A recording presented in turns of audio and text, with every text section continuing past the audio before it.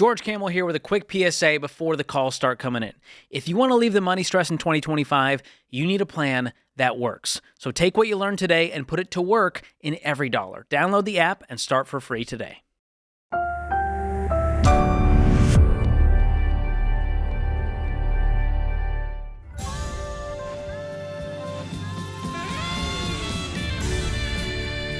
Normal is broke and common sense is weird. So we're here to help you transform your life. From the Ramsey Network and the Fairwinds Credit Union Studio, this is The Ramsey Show. I'm Dave Ramsey, your host. Dr. John Delony, Ramsey personality, #1 best-selling author, and host of the Ramsey Network. Dr. John Delony Show is my co-host today. Open phones here at 888-825-5225. Joan is in Florida. Hi, Joan. How are you? I'm good. How are you? Better than I deserve. What's up? I have a question. I would like to know if it's okay if I lock my husband out of my savings account. Wow. Tell me more. Sounds pretty dramatic. Yeah, it is. We've been married for 45 years. Probably 20-some years ago, we got into some credit card debt. A lot of credit card debt to the point where we had to take out a second mortgage. I also borrowed against my 401k, and it took probably 10 years to claw out of that debt. And I mean, we were really good about budgeting, and now we have our home paid off, all our cars are paid off. We had absolutely no debt until probably the last year. I picked up a second job before to help, get this debt out. Well, I've since left my second job, and we are just spending. I say we. It's not really we. It's him. It's just spending way more than what we're bringing in. On what? He's bought a boat. He's bought a truck to pull the boat. He's bought road bikes. He's bought mountain bikes. He has gone through $40,000 in savings in the last year buying these things. What is your all's net worth? Net worth, our home is worth probably $650,000. I have $650 in my 401k. I had $50,000 in savings, and now I guess there's about $8 in there now. And you keep using the word I. How much does he have in his 401k? Nothing. Okay, so you have a net worth of $1.5 million, give or take. And your household income is what? It's 82. Between the two of us, it's 82,000. And you guys are in your 60s. Yes. Okay. And so, what kind of midlife crisis is this dude having at 60? He's saying that he wants to get all these things bought before he retires, and he plans on retiring next year. So he wants to enjoy his life. We sort of had a significant event happen in our family. We had a family member of ours who just worked himself to death and died in his 40s and didn't enjoy life at all, didn't enjoy any of the money that he made. So my husband was like, well, he's not going to do that. He's not going to be like that. It doesn't sound like the problem is the boat or the truck. It sounds like you come home from working your second job and all of a sudden there's a new boat in the driveway. Oh, I hate it. I look out there and I see it, and I hate it. No. Him doing crap without you guys being in agreement in it. That's the problem. I agree. You didn't know this. You didn't go along with these purchases. They just occurred. No. Well, I did go along with the boat, but I didn't realize he was going to spend as much as he did on it, and I didn't realize that he just keeps putting more money into it. For people that have been married 45 years, you all suck at communication. Yeah, not good. Yeah, I agree. Or did he just change it on you? Have y'all been communicating well for a decade, and then all of a sudden this went sideways? No. Okay. No. This isn't new. We've never really agreed on finances. I'm more of let's save, let's put it aside, and he's more of let's enjoy it. It's just gotten bad in the probably last year. So, Joan, I appreciate your frustration and even your anger, and those are justified. All right, but the problem is not the savings account. That's the symptom. Okay. The problem is you all are not aligned. I agree, 100%. You're not unified. And so I don't think I'm hearing you say, because you said I went along with the boat, I don't think I'm hearing you say that you're opposed to enjoying some of the money. What I do hear you say is you don't like being surprised and people running roughshod over your hard work while you're working 2 jobs. Yes. And that's fair. Second job. Yeah, that's fair. I gave up the second job, yeah. But to compare your all's life in any stretch of the imagination to the 40-year-old workaholic, he's not even on the same planet, so you can't use that as a justification to do something stupid and lie to your wife. It's the dishonesty, yeah. Yeah. Yeah. So you really do, for the sake of, I mean, if you're in your 60s and you guys are healthy, you may have to be fighting with this old man for another 30 years. So right. y'all need to really work on this and get on the same stinking page. Because I agree. Yeah, Sharon and I make more money and have more money, and I don't buy any boats without Sharon knowing what the boat costs, and we make the decision together beforehand. And if the boat involved a truck to pull the boat, we would be talking about that too. We don't just make this up as we go. When I come home and go, see what I did, honey? And we've been married 43 years, and I'm 65 years old. So we're right in the same camp with you, kiddo. Okay. And here's the other side of it. He's not on the phone, so just you are. Yes. The Gottmans are like kind of the goats when it comes to marriage research. Okay. Okay. And they created this thing called the 4 horsemen of the relationship apocalypse.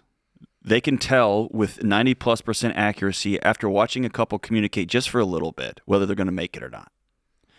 And the relational dynamic of contempt, where one person thinks they are better than the other person, is the number one predictor that this thing's it's going to fall apart.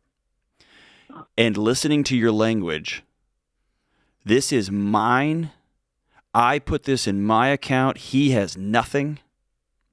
I'm wondering if there's not a dynamic in your marriage that has established itself over the years of you're the good one and he's the bad one.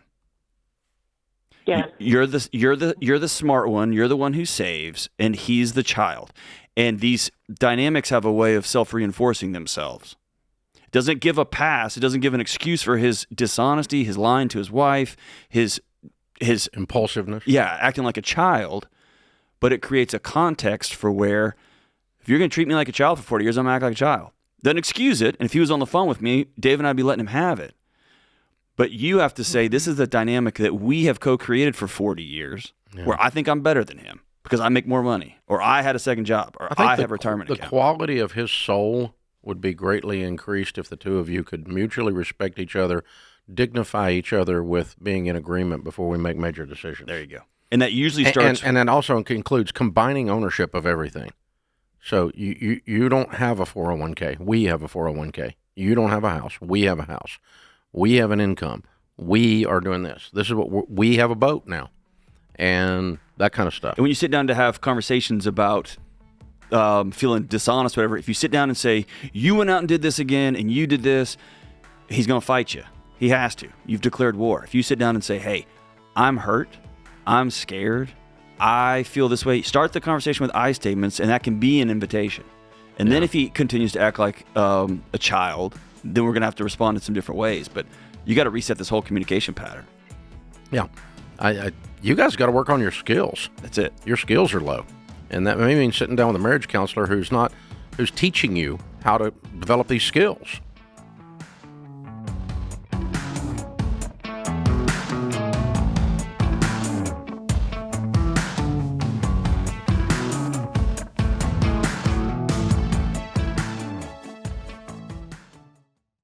The last thing you need this holiday season is more stuff collecting dust or tech that keeps you glued to screens and up too late. You need better sleep, and that's what you'll get with Casper. Their mattresses are made for deep, uninterrupted rest that keep you cool and comfortable, so you wake up feeling ready, not wrecked. Because rest is not a luxury, it's an investment, and the ROI is your well-being. So go to Casper.com/Ramsey and use promo code Ramsey for 25% off mattresses and 10% off everything else. You get free shipping too. That's Casper.com/Ramsey, promo code Ramsey. Exclusions apply.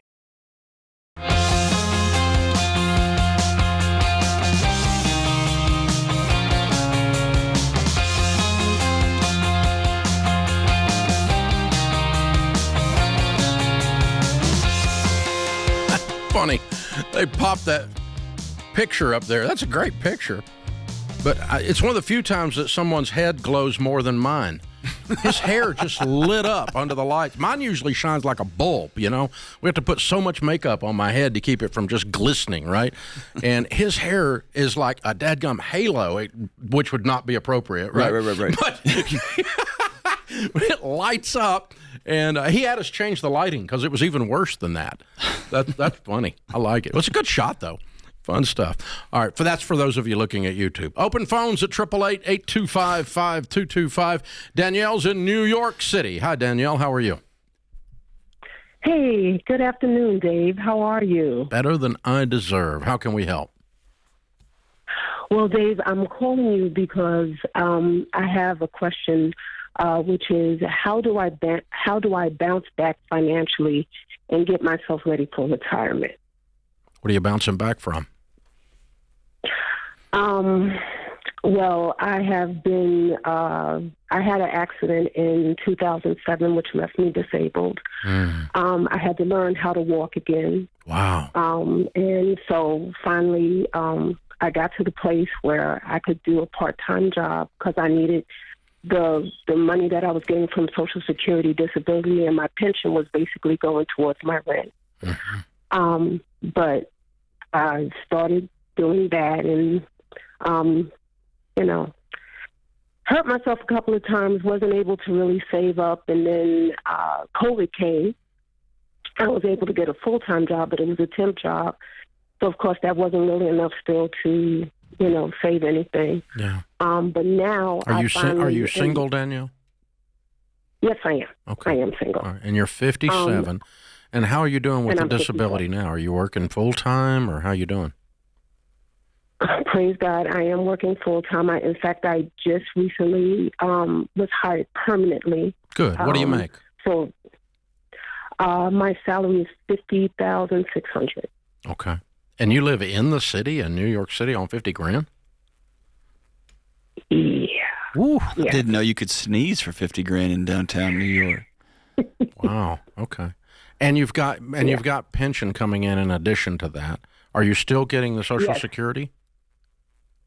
Unfortunately, no. No. Once you're working, you're no longer qualified for it. And they stopped my pension. Yeah.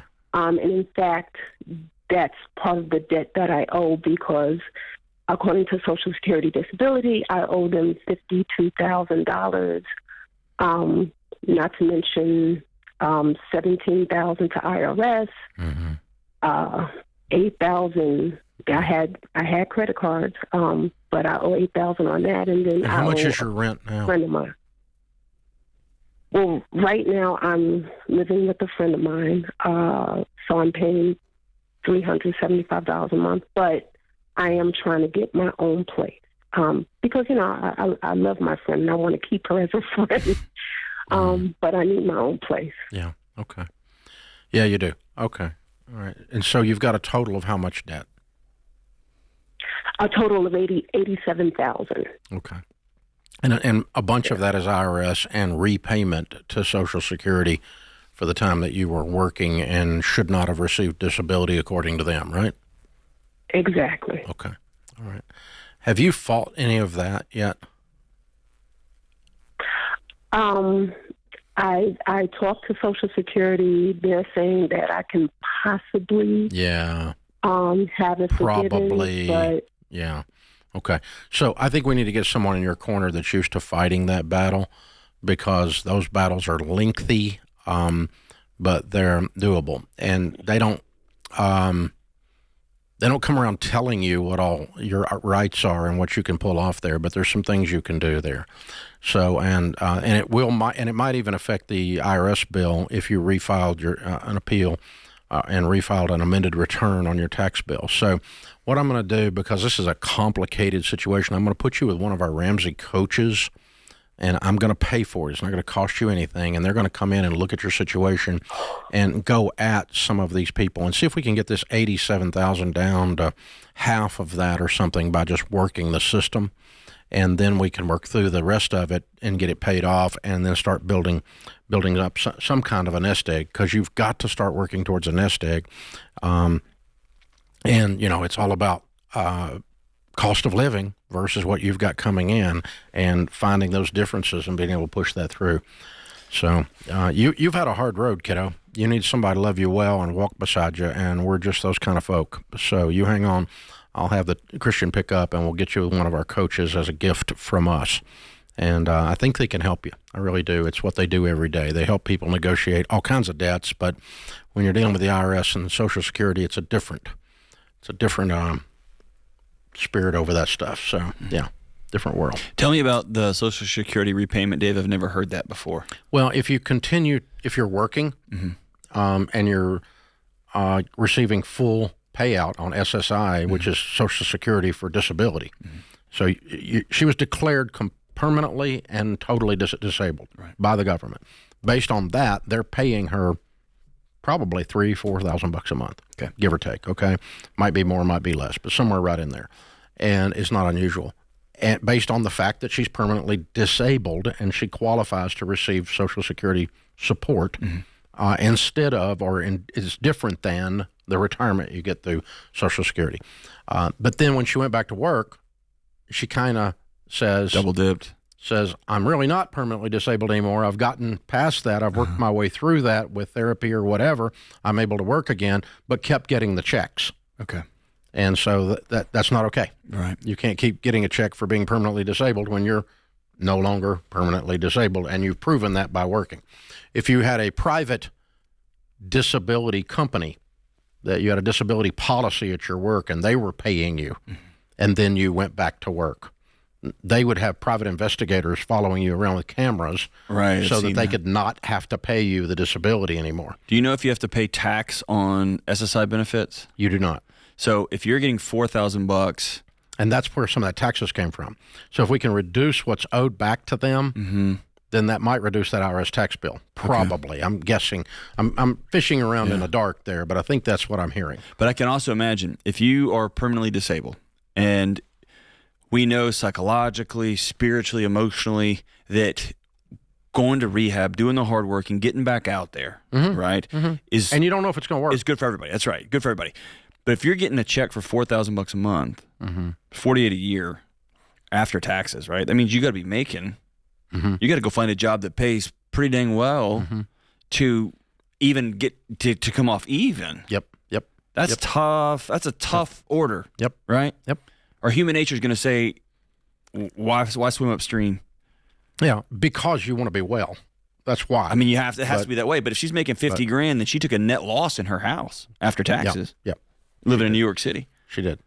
And I think she said they stopped her pension too. It was early with release on it based on disability. So like we had a guy here years ago that was making over 400 and something thousand. One of our top guys got MS and went home. Out. He was gone. He later passed away from it at an early age. But went out on disability, and the disability people were paying him. The policy we have here maxes at $300K, or it used to. I don't know what it maxes at today. And so he's getting $300K. Man, they were falling on him everywhere. Well, I bet so, huh? Trying to figure out if he was doing anything. If he lifted a shovel, if he got paid for doing anything, they were going to disallow that claim. So, we were coaching him, whatever you do, no matter how good you're feeling, don't work. Yeah. Because they're going the long lens across the parking lot. They're going to capture paparazzi. You doing anything. Yeah. So, because they get defrauded. No, I get it. Defense, it's just one of those things that just there's not a lot of winners there, right? Because I know they get defrauded and they want to protect their money. They're upside down on. They swing the pendulum so far that you just have to be paranoid about how you live. Or you got to be somebody like Danielle who says, I'm going to take the net financial loss because I'm worth some different kind of life. Yep. And I'm going to have to work extra hard because it's going to cost me money to go get well. Well, I just feel better about my life when it's me. That's right. Not some check coming in. Good for you, Danielle. This is The Ramsey Show.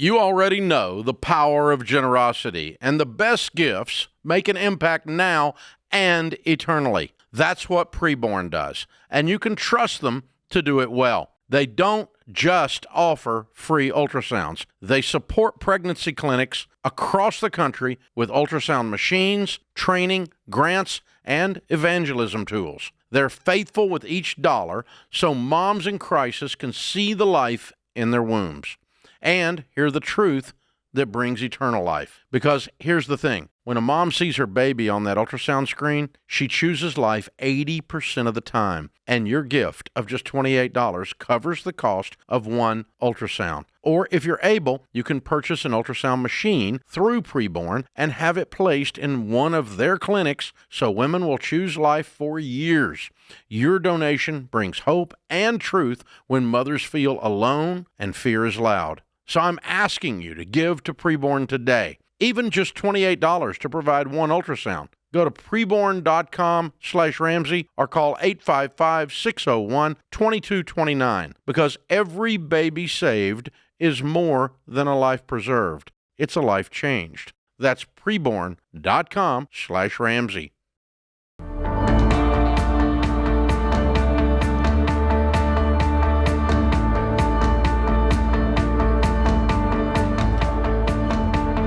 Dr. John Delony, Ramsey personality, PhD in counseling, is my co-host today. Open phones at 888-825-5225. New Hampshire is on the line. Garrett's calling. Hi, Garrett. How are you? Good. How are you? Better than I deserve, sir. How can we help? I've racked up about $156,000 in business debt, and I've kind of been contemplating bankruptcy. And I didn't know if maybe you thought I should or maybe had other advice or options. Wow. I'm sorry. It's scary, isn't it? Yeah. Yeah. Are you married? No. Okay. How old are you? 25. Okay. And what do you owe the business debt on? What kind of debt is this? Credit cards or vendors? Or so about so $30,500 is vendors. $55,000 is I was dumb and took out a merchant cash advance. And then I owe my parents like $65,000. Okay. And then another vendor, $7,250. $7,250. Yes, sir. Okay. All right. And what kind of business is this, or was it? I sell cabinets and countertops. Okay. All right. And so a merchant advance on what? Yeah. So my future revenue. Basically, I gave them my bank statements, and then they said, "We'll give you this much." And it was like a daily payment. And then last year in 2024, I had a very slow time, and it pretty much just took me for everything I had. Yeah, that one got you. It's a payday lender Yeah. of your world, yeah. Because the interest rates, yeah. the interest rates also ridiculous, correct? Yes. Okay. And so, what method do they have access to your current checking account? Is that how they clean you out ever so often?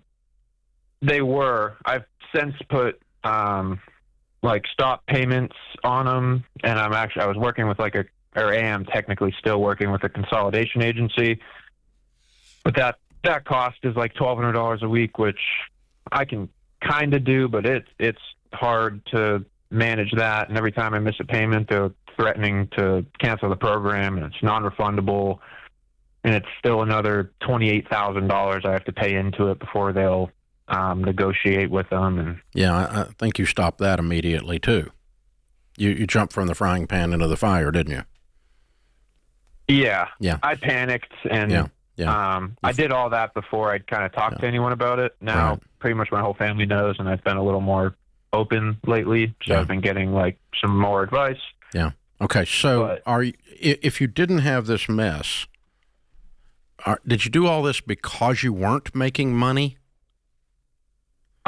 No, I was doing pretty well, and then I took a pretty sizable loss on a job, and I also got a little full of myself after like a really good 4-month stretch. And I fell behind on my bookkeeping, which, looking back, that was kind of that was like my detriment to it all. You did a really good job in 2 sentences describing what happened, because that's exactly what happened. I can smell it. You're really on top of that. That's very well done. You weren't doing your books. One job, you got out too far over your skis on, and they set you up for a fall, and you were feeling invincible. Those 3 things together put you here. I believe you. That's well done. Congratulations. Most people aren't that self-aware when they're in this much pain. Well done. Proud of you. We work with entrepreneurs and have for years. I've been bankrupt when I was your age, so I know exactly how it feels to be where you are. So the way we fix this is we take the things that are working and we apply them in a forced rank order of importance. Bankruptcy's not going to solve it, because you can't bankrupt mom and dad. You can legally, but you're not going to. You're going to pay them. No. So half of this almost is one thing, and it's them. Okay? Yes. So the rest of it is $90,000 worth of stuff. How quick can we make that? Now, let's pretend that you were just operating properly. You weren't out over your skis. You weren't taking jobs that could take you down. You weren't and you weren't borrowing any money. What can you make in this business? What kind of profit in a year can you make if you just started fresh? So last year I did about $400,000 of revenue. Right. And I have my margins are right around 31%. Okay, so you can make $100,000 a year, and you have a $90,000 problem. Sir. Yes. Because mom and dad aren't pressuring you. No, but okay. You want to pay them, but they can be at the end of the list, and that's okay. Yes. Okay. So now here's an idea. Nice as well. What vendors do you have to pay to keep supplies coming to keep the business open? What dollar amount does that represent? Pretty much the $37,000. Not entirely. Yeah, I didn't think so. Half of that. 14, 17, yeah. About 20. Gotcha. Okay. About so 20,000. You need to get on the phone with them first, and we need to get on a program with them where we're going to clear them first, and in return, they're going to keep sending you supplies COD. Yeah, I've been paying them. It was a large. No, listen, I'm giving you a program. I'm not asking for the story now. I'm telling you what to do. Okay. Okay. Get on the phone with them and set up a program to pay $37,500 plus your new material needs going forward out of your $100,000. It's the first thing you do. The merchant people, tell them they're not getting paid, maybe ever, but they're certainly not getting paid right now. You're going to sit on the sidelines, and we're going to settle up later. If you want to sue me. But I don't have any money, and if you sue me, I'm going to file bankruptcy, and you're going to get nothing. So you need to just sit over there until I can get this thing cleaned up, and then I'm going to come pay you off. Okay?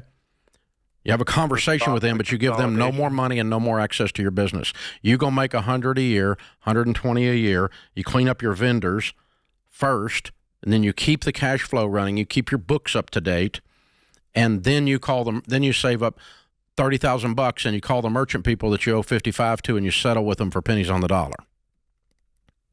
Then you go pay mom and dad the next year. Right. You're out of debt. I just got you out of debt in 3 years. Sounds good to me. It's doable. What I just described is very doable. I've done it 1,000 times. Now, the trick is you got to believe it, and you got to be tough enough to run off these people that have been scaring the crap out of you. They've been running your life emotionally. They live in your head rent-free. Can you tell I've been there? Yes, for sure. It's no fun. And you feel like, they're saying you're not a good guy, and you're a good guy that made a mistake. You're not an evil person. You didn't set up a business to go screw somebody. Right. You're just a young guy that made some mistakes, and now you got to go clean up your mistakes. You can file bankruptcy if you want, dude, but you're still going to have to pay your parents, and you did all of it over $90,000 that I just settled for somewhere around $50,000. And you shouldn't file bankruptcy when you have the ability to make $120,000 a year. Not morally, but I mean mechanically shouldn't file bankruptcy when you got the ability to make $120,000 a year and $50,000 cleans up your mess. Because you're going to pay the 37. Okay. You're going to pay the 37,000 worth of vendors because you got to keep them in your life. The other people you're going to settle for 50 cents on the dollar, and then you're going to call mom and dad and pay them as quick as you can, and never borrow money again from anyone, not even your parents. Have you learned your lesson? Yes. Yeah. You can do this, Garrett. You can really do this. I promise you can. Isn't that cool? Yeah, it's the master class on when we get scared, man. We go to fight or flight. We stop thinking, and sometimes it just takes someone to sit down and say, "Hey, here's a plan. Here's the forest. Here's the trees." Yeah. Don't burn everything down. I'm lost in the woods. We don't have to burn the forest. Yeah, that's exactly right. Just got to cut that 2 trees over there, and then we can get out. And then, but you got to keep walking. Yeah, just keep moving. And the good news about this guy is he's really smart because he quickly self-analyzed. Very unusual. Very unusual. This is The Ramsey Show.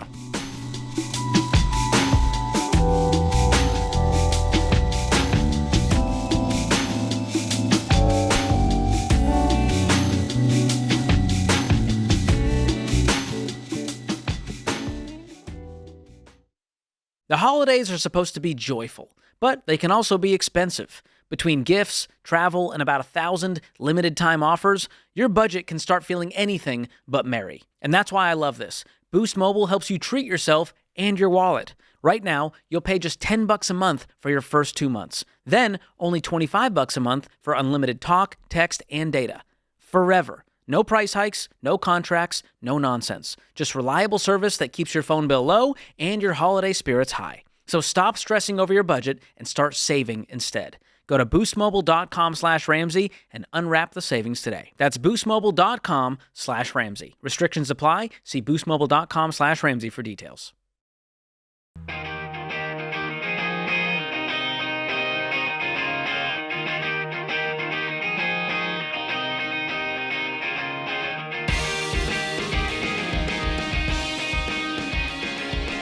Thank you for joining us, America. Dr. John Delony, Ramsey personality, #1 best-selling author, host of the Dr. John Delony Show, where you can hear all about boundaries and relationships and mental health issues like you never have any other way. I can tell you that. It's a blast, and you learn a lot, and I do. I love listening to it.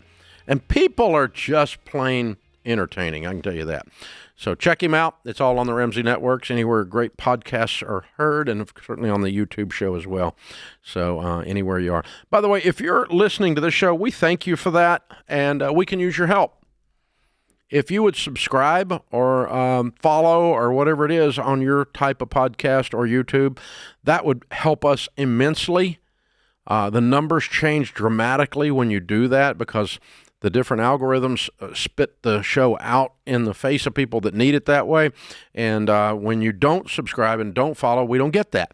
And when you leave a 5-star review, we get that. And when you share the show, some of the different platforms have a share button where you can simply share it, or a way to just do a drop down and share it, or click the link and send it to a friend. Or if you listen on talk radio, thank you for that. Tell your friend where you're listening. Share this show. You are our marketing plan. When you do that, it makes a huge difference. Last week, we were #2 and #3 in all of Apple Podcasts. There's about 2 million of them. And Joe Rogan was sitting there at #1. NPR was in there at #2 or 3. We were in there at #2 or 3. And that's because of you guys sharing and telling people about it. Thank you very much. We appreciate you. It's really important because we don't have a stadium named after us like Subway or somebody like that, right? Excuse me, I got an allergy. But all right, Steve's in Salt Lake City. Hey, Steve, what's up? Hey, guys. Hey, I've got a short-term question and a longer-term question for you guys. The short regarding taking a family vacation. So I'm a single income earner of our family. We have 7 kids. My wife homeschools our kids at home. We've not taken a vacation in probably 8 or 9 years, and recently we just got done doing a big home renovation, spent about $50,000 out of pocket, cash flowing that.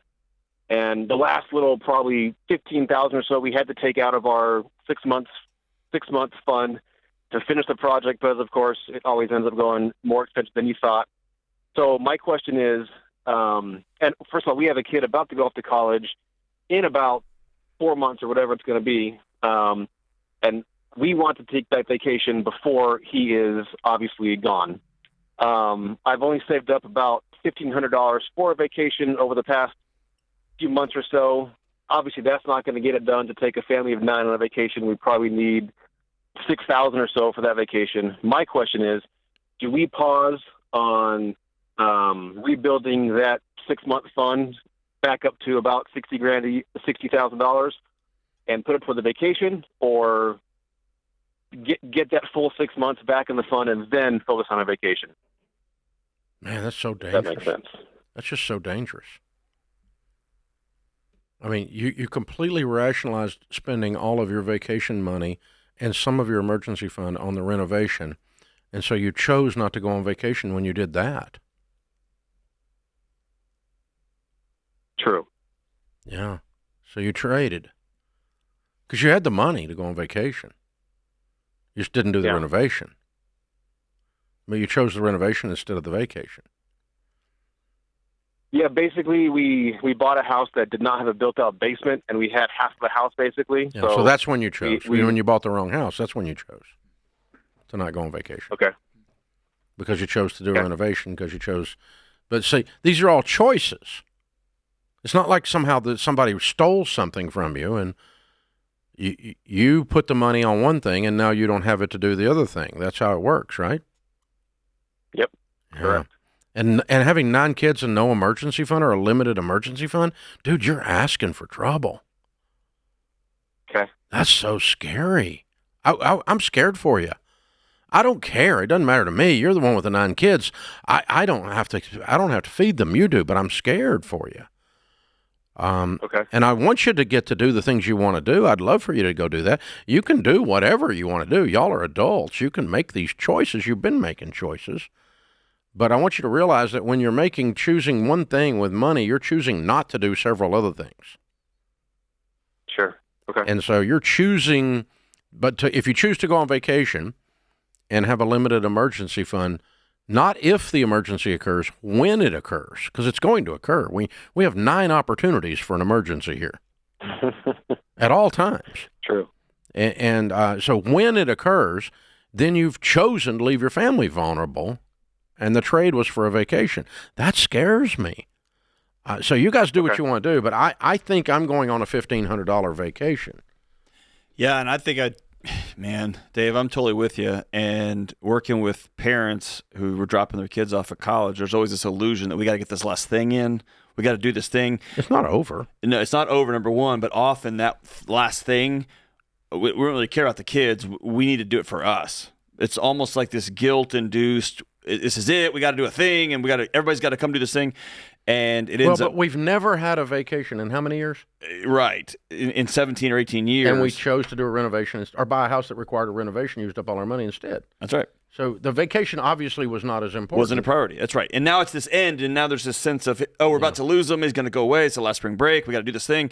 And so I would invite the kids into a room and say, we have this much money. Let's get as creative as possible. We're going to make our own snacks. We're going to go to a KOA. We're going to have a blast. But this is the money we got. And I promise if you do it right, the kids will have a great time. Now, whether you go and feel guilty because it's not in Cabo or something, that's on you. But you chose to spend that Cabo money on a renovation or on a house.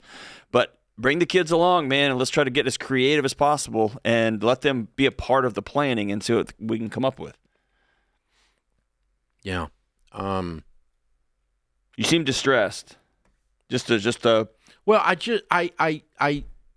want him to be able to do this.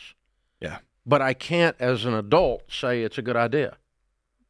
I guess I kind of get it, but the other thing, I think that you're pointing out something that's very right, because we had some of the best vacations with our kids that we ever had while they were in college. Yeah. That's not over. As a matter of fact, on the front of a cruise ship one night, at happy hour before dinner, they decided as adults to start telling us all the stuff they had done as teenagers that we didn't know. Oh, I would have paid money to be there for that. And I left that room feeling like a total failure as a parent, because I had been deceived by these 3 brats repeatedly throughout their teenage years, and I had no idea. I thought I was so on top of it, and I completely had no idea what these skunks had been into. Well, here's what's going to be fun. At the Ramsey cruise, We're going to do it again. I'm going to get Rachel and Daniel, We're and gonna do it there's again. things that have happened in the last decade that you probably don't know about. I don't even want la. We're gonna go through them all again, man. So yeah, it was a great cruise, other than that particular evening. But yeah, it was. But they were adults. Daniel, I think maybe Denise was out of college, and well, no, I know. I guess Denise and Rachel were both married, come to think of it. And Here's what y'all did, and we've all heard the statistic about... we do stuff together with them as adults that's better than it would have been when they were 13, I can tell you that. Well, and that's the thing. I was just there's a statistic going around that you get 19 years with your kids. You get 18 with them at home, and the rest of their life all added together is 1 year. And I think that we just go, yeah. Oh, that's all gouache. But it's unless you're a twerp as a parent. It's one of those cultural. They're just gone. And I think nope. If you're intentional and you build relationships, and you're somebody that they want to be around, yeah, then it's kind of like, what stage of children did you like the best? Yeah, all of them. They're all different, and I don't want to do any of them again. Oh, but I liked all of them. That little boy who just reached out to... Oh, he's great. He's great. As long as I can hand him back. That's what grandparenting is called. Yeah. My son's I don't humongous. have to do the potty training. I can just do the hugs, okay? So that's great. That's the way it's supposed to be. So, if I'd have known how great grandkids are going to be, I'd have been nicer to their parents. But, that's a different thing. So, but I'm loving this stage. Right. I'm loving the other stage. And I've loved every stage. Yeah, it's so embrace the toddlerhood, embrace the teenage years, embrace them leaving for college. But every expense is a choice at the end of the day. Yeah, and you're choosing. The thing you got to remember is called opportunity cost in the finance world. You lose the opportunity to do B when you do A. When you do B, you lose the opportunity to do A. It'll only do one thing. It won't do both. This is the Ramsey Show. One of the first things I discovered working in the financial world is how absolutely devastating it is when the breadwinner of a family dies and there's too little life insurance or none at all. Grieving families are suddenly left behind, scrambling to pay bills and trying to make ends meet. I also discovered that there are a lot of rip-offs in the life insurance world, like that whole life crap posing as an investment opportunity. What you need is level term life insurance, usually 10 to 12 times your income, which is the smartest, most affordable way to protect your family. The key is finding an independent broker who represents a ton of companies and works for you, not for the insurance company. This is exactly what my friend Jeff Zander and his team at Zander Insurance are all about. They shop the term life companies to find you the best options, and they've been around for over 95 years. So they'll be there when you need them. Zander is the real deal, and that's why they've handled all my personal insurance for over 25 years. I trust them, and you can too. Visit Zander.com for instant online quotes, or for a more personal touch, give them a call at 800-356-4282.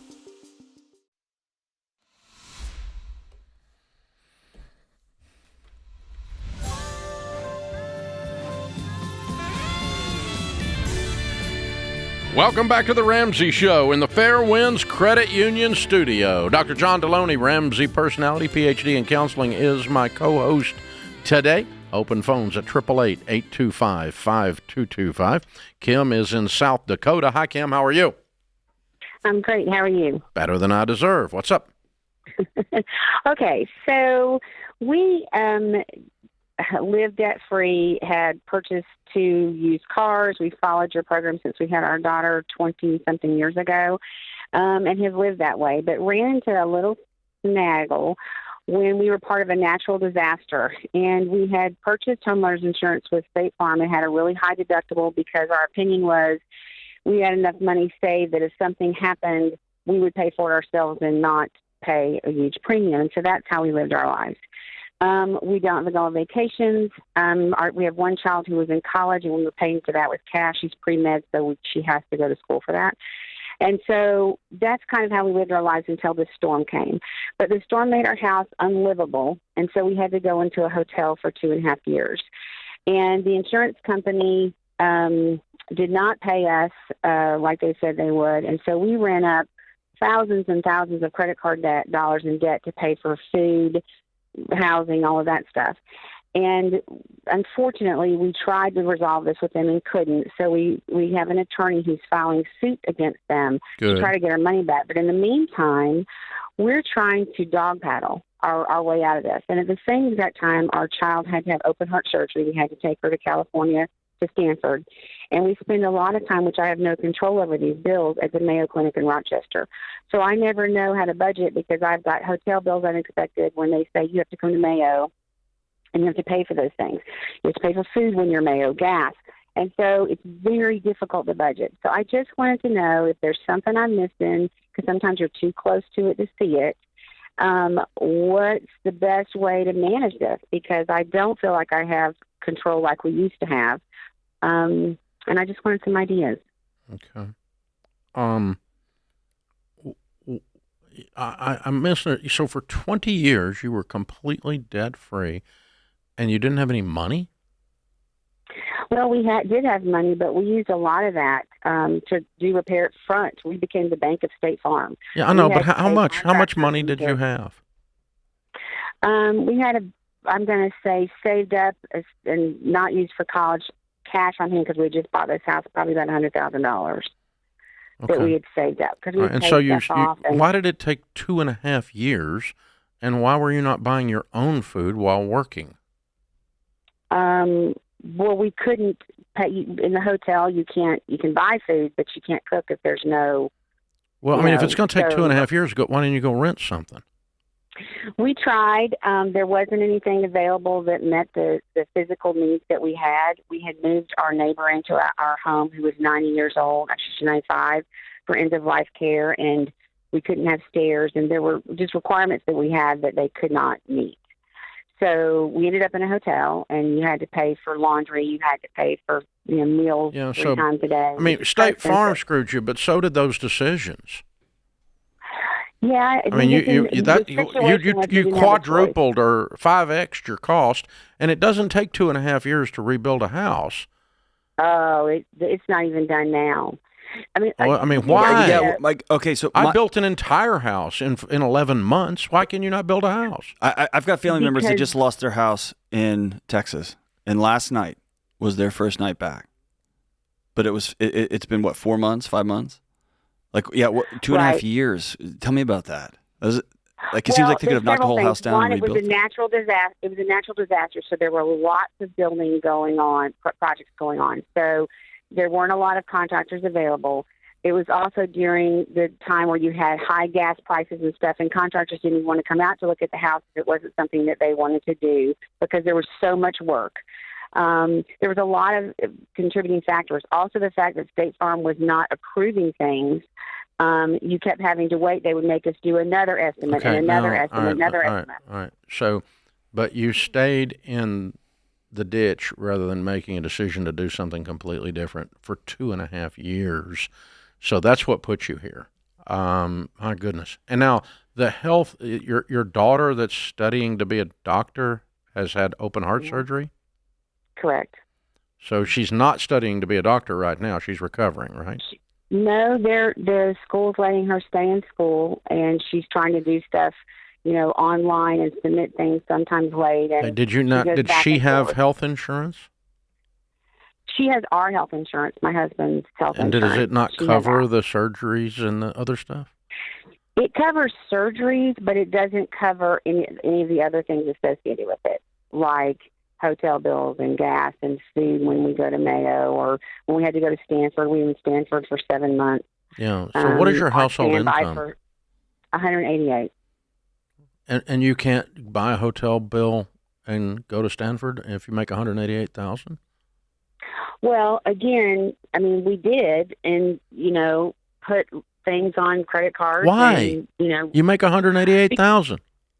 Because we had a mortgage payment, and we had college tuition, and we had other things that we were paying. I mean, it wasn't, and we were paying, for the house while we were in the hotel. I mean, there was a lot of bills, and I could sit here and go over every single bill, and you go, oh, that makes sense. But we're not extravagant. I mean, we're not, I'll give you an idea, like, we canceled our trash service and gather up our own trash and take to dump ourselves. Yeah, but hold on. But run sprinklers. So we're here's the thing. Money. Yeah, we're not trying to pick those apart. I think if I back all the way out of this thing, I think the part for every emotional health challenge, there is this distance from this scary, terrifying line called reality. Mm-hmm. And if you, on my show, I say this probably 3 times an episode, which is the life you had is over and you got a new one now. And what most people try to do is keep parts or the whole of their old life going while navigating this new reality. And so, for instance, you were in a position when you were debt-free and had $100,000 in the bank, and y'all made $200,000 a year to fully fund your kids' college. That's a dream y'all have. It's a priority for you. If you can't afford it, though, you can't afford it, and that's a hard conversation with your kid. That's what I'm talking about. Yeah, and the third month, not the third year. Right. I sue State Farm and I move out of a hotel. The third month. And if I have to pay for nursing home for the 92-year-old neighbor just to make me feel good about that, I will, or maybe not. Or go to my church and say, maybe I can't do this. I thought I could help this guy, and I can't help this guy anymore. I'm not in a position because only the strong can help the weak, and right now our knees are broken and we can't do anything. And so, no, we can't pay for med school, and no, I'm not living in a hotel, and no, I'm not putting out requirements for a 92-year-old neighbor that caused me to go completely broke and lose everything I owned because I stayed in a hotel 2.5 years longer than I should have. So I think you got to start putting some limitations on some of these things that you keep declaring as absolutes in this conversation. The absolute is we got to have a place to live, and we got to keep our daughters healthy. And outside of that, I think everything's got to be back on the table. And $188,000 will do those things. Yeah. Without credit card debt and without parsing it out and parsing it out and parsing it out. Yeah. So, and just if it's any consolation to you at all, State Farm has a horrible reputation on claims. You're not the only one. So sue their butt. But I'm not going to wait around on them to fix my life either.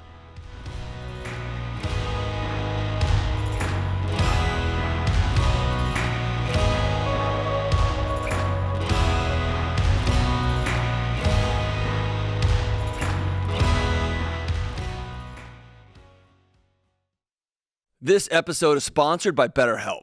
The holidays are full of traditions. Some of these traditions we love, some we just survive.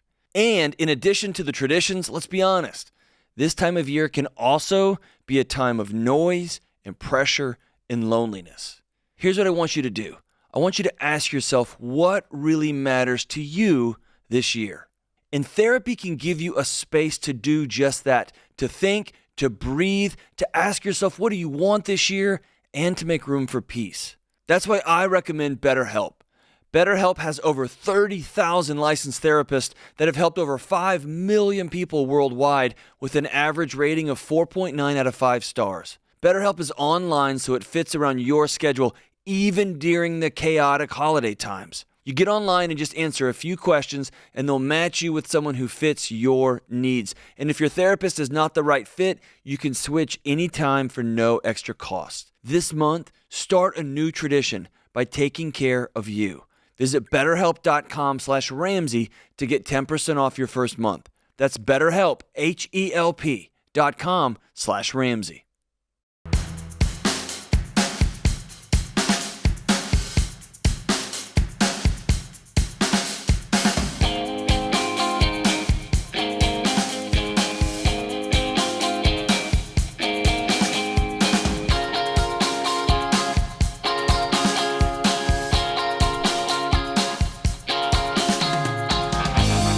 Dr. John Delony, Ramsey Personality, is my co-host today. Open phones at 888-825-5225. Larry Burkett used to be on the air 1,000 years ago. Did a Christian radio show, Money Matters, it was called, about what the Bible says about money. And he's one of the guys I learned from. I certainly learned what the Bible says about money from Larry a lot. He passed away several years ago. We became friends before he passed away, but at first I was just a fanboy. And he used to say, debt is never the problem. Financial problems are never the problem. They're always the symptom. So you need to keep that in mind because that's how we're going to view it. Personal finance is 80% behavior. It's 20% head knowledge. So if you have a student loan debt that you've made no progress on for 5 years, the student loan debt is not the problem. The new triplets that just came were not here for the last 5 years. They're not the problem. The interest rate is not the issue. This is not an interest rate issue. This is a you problem. And John, when people get to the bottom of that, that's the beautiful thing about the work you do in counseling, with a PhD in counseling, and the work that the reason you joining this team as a Ramsey personality is a perfect overlap to our approach to money, because the interest rate is irrelevant because you haven't dealt with you. That's the thing. When you deal with you, you're not only going to get financial peace, two words that don't go together like airline service, but you're also going to get progress and wealth. Until you deal with you, you're not going to get any of that. Right. And it's hard to sell somebody on that when they're so convinced from a TikTok ad or a TikTok's swipe or whatever, where they got the information. And I think a lot of us sit in our house, man, and we just spin out with life's problems. I can't imagine having triplets just show up after having a couple of other kids. Whatever your problem happens to be, you lost your job, your marriage is falling apart, whatever it is. And it's so much easier. We have so much distraction in our world. We can just spin our wheels and jam that gas pedal into the bottom of the car, thinking we're going real fast, and we're going nowhere. We're just avoiding. But money is such an interesting topic because it lets us, it lures us to our own death, because it makes us think we can fix it by fixing the math. And the math is very seldom the problem. The math is the symptom. It's not the problem. The problem is our spending, our income, our lack of control, our lack of working together, our choices. I'm going to keep these for 5 years. Our behaviors and our principles by which, but we somehow think we can unplug from all of this stuff that's called our life and set this money thing over here to the side and just fix it with just math. But the reason you can't is it doesn't unplug. It's sitting there right in the middle of your freaking life, because your life is impacting it. It's impacting your life. You can't just set it over here in a test tube and go, it's a math thing, 6% versus 0. It's not a math thing. And I want to speak to the person who's listening to this, or to the gajillions of people who are listening to this, who are 5 years from today away from triplets, or a job loss, or a mom calling and saying I have cancer, or a husband saying I haven't been faithful, or whatever the thing is. That choice starts now. Because 5 years ago, if they had been hell-bent on paying these things off, life would still be chaotic. But I want people to listen to that man's voice. It just sounds cooked, right? It's heartbreaking. Yeah. And Agreed. You can celebrate the chaos of 3 kids coming home, or not be able to breathe because you can't. There's no room for 3 kids. I remember when our oldest daughter Denise had the third one, her husband Bill said, well, we just went from man-on-man to zone defense. My buddy said, man, it was all cool till we went from man-to-man to zone. And they win. Taylor is in Indianapolis. Hey, Taylor, what's up? How are we doing today? Thank you for taking my call. Sure, man. How can I help? So I'm thinking about doing a job switch. Right now I drive a dump truck, and I'm in the union and everything, but I'm looking to be a pilot. But I have $5,000 in debt, and it's going to set me back another $85,000. But I plan on having the $5,000 that I have now and paying that off this season before I get laid off. Yeah, you're asking me if you can go, if I think you should go $85,000 in debt to be a pilot. Is that what you're asking? Yeah, if you think it's a smart job. No, switch. it's not. Okay. Under no circumstances would I do that. Now, should you go become a pilot? Yeah, probably. How old are you? I'm 30. Okay. Are you married? I am. Okay. I would talk to the Air National Guard and see if they have any programs for training pilots while you serve your country. weekends and 2 or 3 sets of boot camp a year, that wouldn't put you away from your family necessarily, or not for long periods of time. And let's see if they'll pay for it. They have lots of wonderful programs. I know that. I also would start talking to the local airport about how I can get my hours there after I would pay to get a certain number of hours and get my first set of. Are you licensed at all? No, right now I drive a dump truck. No, I know, I heard that. But have you gotten any pilot's hours in at all? No. How do you know you want to do that? I worked at the airport about 5 years ago, and I wanted to do it about that time, Mm-hmm. but I never pulled the trigger, and I ended up just going to get my CDLs, and I've been at this for about 5 years now. Okay. All right. I'm with you on living your dream. I just don't want you to do it in such a way it becomes a nightmare. So let's figure out a way that we can walk into this a little at a time, start getting your hours in while you keep driving truck. And because you're making some good money on the truck, but we just don't want to be doing that 10 years from now. You want to be in the air, right? Yes. But I don't want to try to do it at super high speed, because I don't want you going $85,000 in debt, because you might not make $65,000 the first year. It's very possible. If you got your commercial hours in and you can actually fly a jet, and that may cost you more than $85,000 to get to that point where you can actually pick up a regional job doing some of these puddle jumpers, they don't pay anything, man. Yeah. Entry-level pilot pay sucks. Yeah, from what I heard, it's about $55,000 a year. But then, I would be going with Lift Academy. They say I get on with Republic, and they pay $94 an hour starting off. Mm-hmm. So I don't know how many hours I would get though. Yeah, maybe. But hey, you're about to walk into the trap, brother, where you borrow a bunch of money and you've done some napkin envelope on the top carrier, paying a top dollar, and you've made that math work. Yeah. And there's a lot of maybes and maybe nots and probably nots in between you and that dollar amount, man. So you're trying to jump from the dock into the boat, and the boat's not close enough to the dock. That's what I'm saying.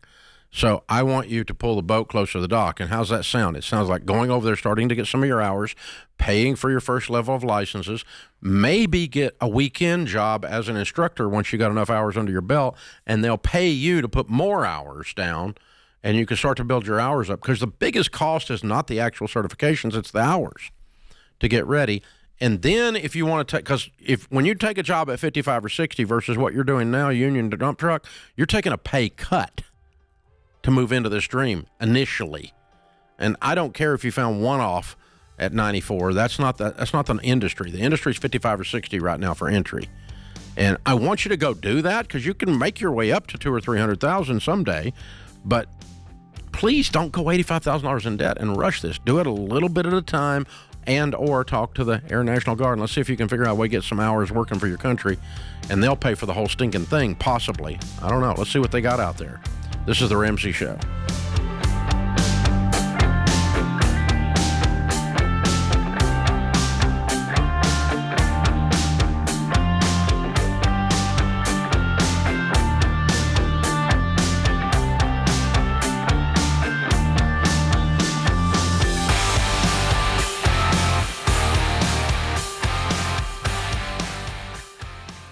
I love entrepreneurs. Don't forget, guys, I started my company on a card table myself, so I know what it's like to have people counting on you, your team, your family, not to mention your customers.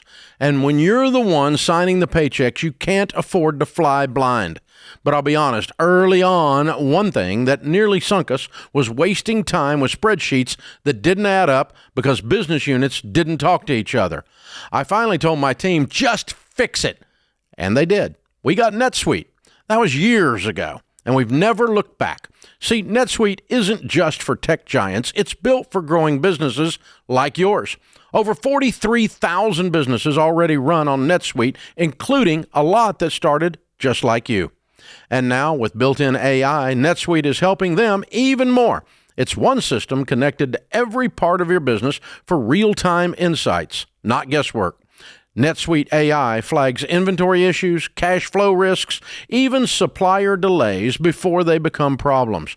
So you can trust the data, stop wasting time, and make the right decisions faster. Take a free product tour today at netsuite.com/Ramsey. That's netsuite.com/Ramsey.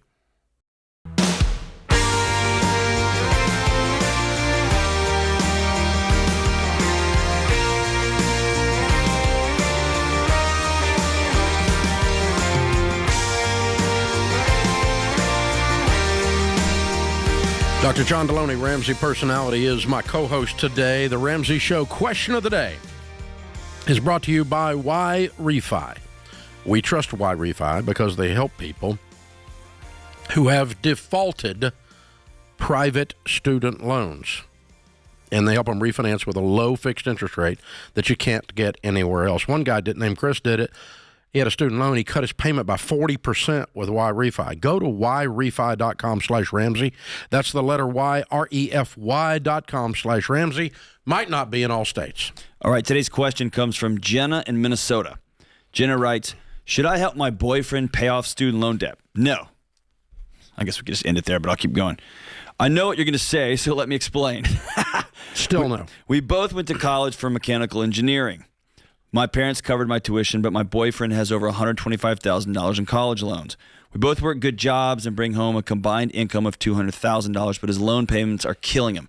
He didn't want to burden me with them, and he wants to put our life on hold, marriage, house, and children until they're paid off. He has about $15K in savings, and so this is going to be a long process. I have $80,000 in savings and roughly $300,000 in stocks that my grandpa set up for me when I was a kid. Should I help pay off my boyfriend's loans by adding an amount to his payment every month, pay them outright, or do you think I shouldn't help him at all? Should you cave to his blackmail? That's I was going to say, it's a red herring. It's a ploy. proxy. It's a ploy. Yes. So listen, kiddo, we tell folks when they get married, everything becomes shared. So you will have a $125,000 student loan when you're married because your husband does. He will have $300,000 in stocks that his wife's grandfather left her. He will have $80,000 in savings that his wife had before they got married. And so when you get home from the honeymoon, pay off the student loan. But this is bull crap. It's bull crap. On a stick. So frustrating. Yeah.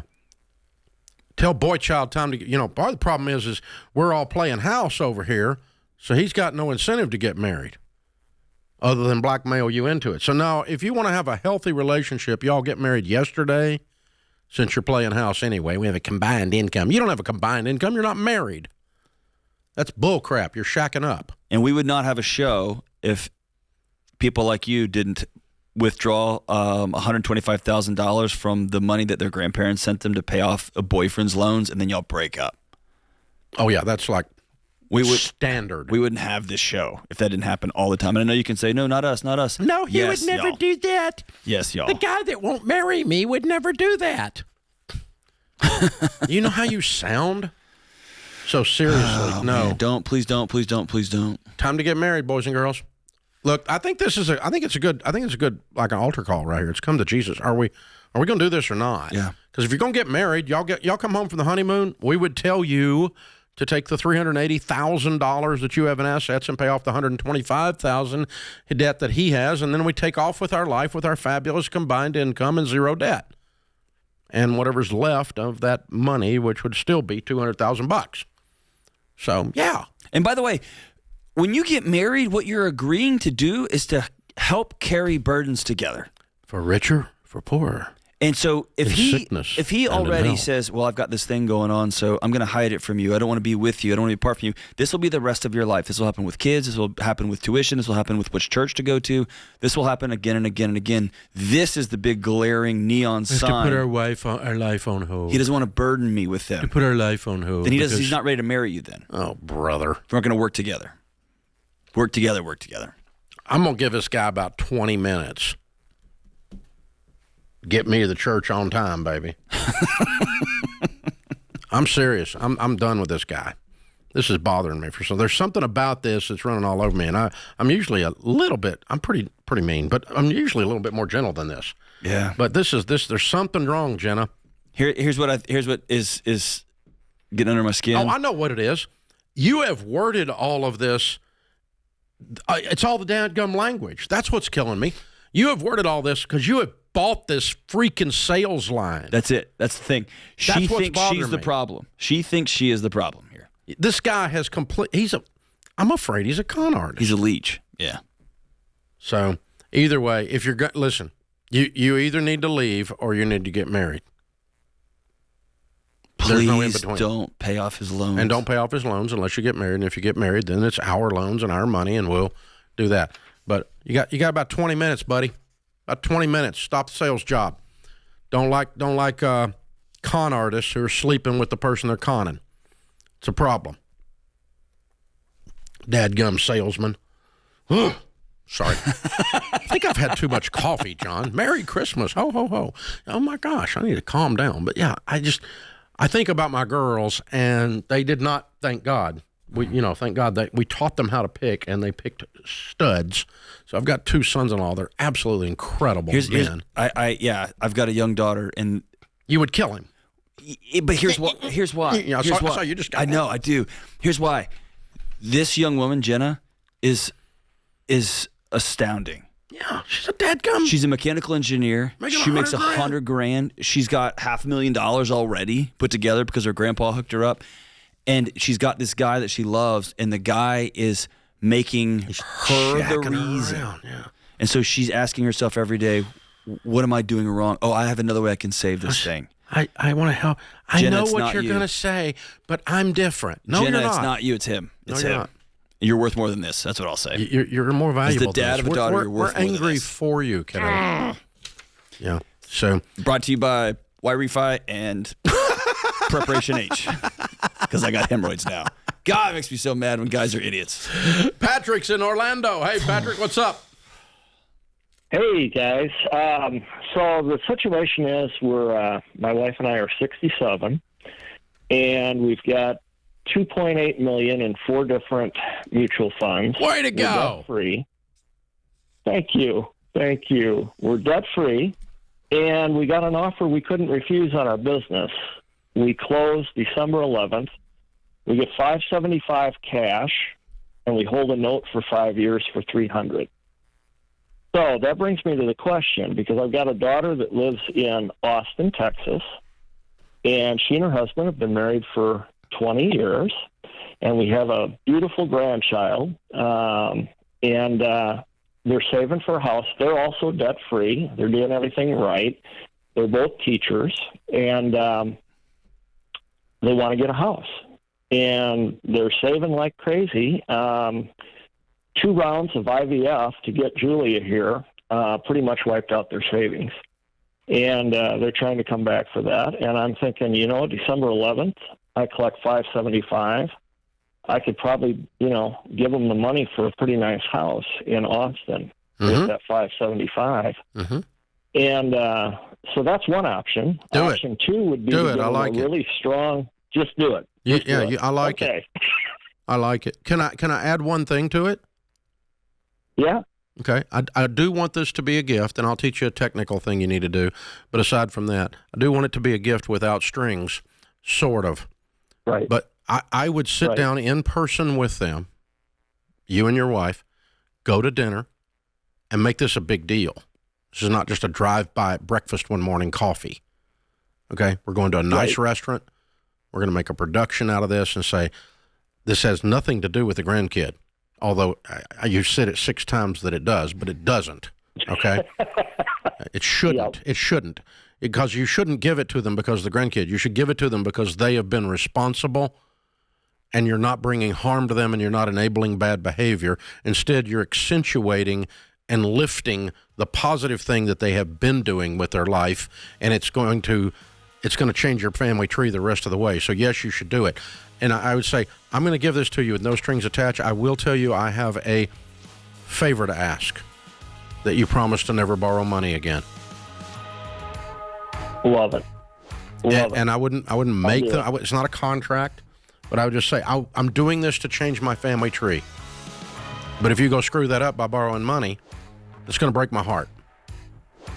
And I would do it. Yeah. Now, unified estate tax credit. Talk to your tax guy. You need to use up some of your estate tax exemption so you don't have gift tax. Don't do this without tax advice. Go get some tax advice, please. This is The Ramsey Show.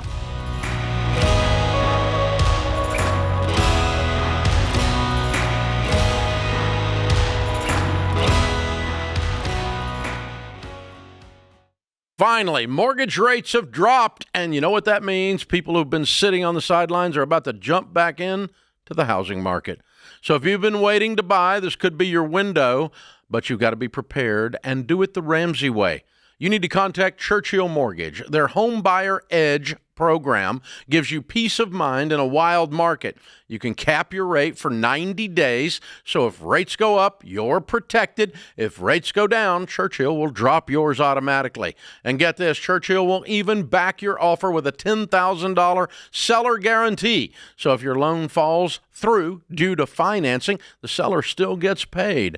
That's how confident Churchill is. Plus, when you shop as a Churchill certified home buyer, it's stronger than pre-approval. It makes you look like a cash buyer, which makes your offer rise to the top. So don't let this moment pass you by. Get ready now. Go to ChurchillMortgage.com to get started today.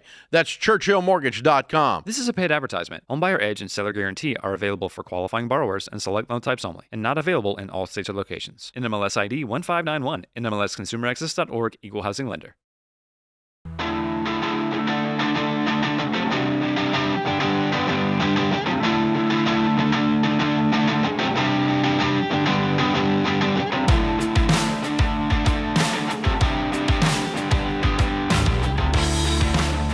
Dr. John Delony, Ramsey Personality, is my co-host. Open phones at 888-825-5225. Matt is in Seattle. Hi, Matt. Welcome to the Ramsey Show. Well, thank you. Thanks for having me. I got a question for you. So I currently have 3 jobs and spend more than 12 hours a day working. And I save and invest about half of my income. So I'm saving about $100,000 a year. So financially, we're sound, but it comes at a cost. So I'm not spending enough time with my children, and my health is deteriorating. Well, I'm not dying, but it's impacting negatively. How much do you have in savings in your investments? Yeah, I've been doing this. I've been having 3 jobs for about 5 years now, or going into 6 years. So you put $500,000 away. Yeah, exactly. So with that money, I've bought 4 homes, 1 primary residence and 3 single-family homes, and I'm renting it all out right now. Okay, and what are the 3 single-family homes worth? Roughly, on average, about $600K each. And I bought it for correct. Okay, so the 3 rental properties are worth $1.8 million, and they're paid for. No. About like 40. I have about 40% equity on each house. Oh, so you still have debt on them? Okay. Correct. Okay, so wait a minute, $500,000. Okay. So when it comes to equity, I have about 1.3 in all those 4 houses. Gotcha. And I have about $350,000 in savings. So what's your question, and IRA combined? Yeah. So I just turned 40, and I've been happy so far, but I just turned 40 this year, and since then I've been thinking about a lot of stuff. Like, am I doing a good thing? And initially I thought I'm doing the right thing for the family, but I'm starting to think about myself too. I think I'm just kind of going through the midlife crisis, but also, so when I think about quitting those 2 jobs, the thought of living paycheck to paycheck terrifies me. Honey, you're not living paycheck to paycheck. You're putting $100,000 away. Quitting 2 jobs is not going to make you paycheck to paycheck. You're so exaggerating that. Well, after I put all the max out on 401k and IRA, I'm not going to be saving any money at all. Oh. On a monthly basis. So back off of your investing. You only got $2 million. You're not living paycheck to paycheck. That's a bogus emotional response. Why are you afraid to just sit at home with your family, dude? Yeah. Why? Well, initially I was part of fire movement, but I'm thinking a lot of things can happen in the future. So fire movement burned down. Did you notice? It burned to the ground. It burned around people's ears because they were trying to do something that wasn't sustainable. What you're doing is not sustainable. What you're doing is not sustainable. You didn't build a life. You built a financial portfolio. And now your brain is waking up and saying, go build a life. And we're saying, yes, go build a life.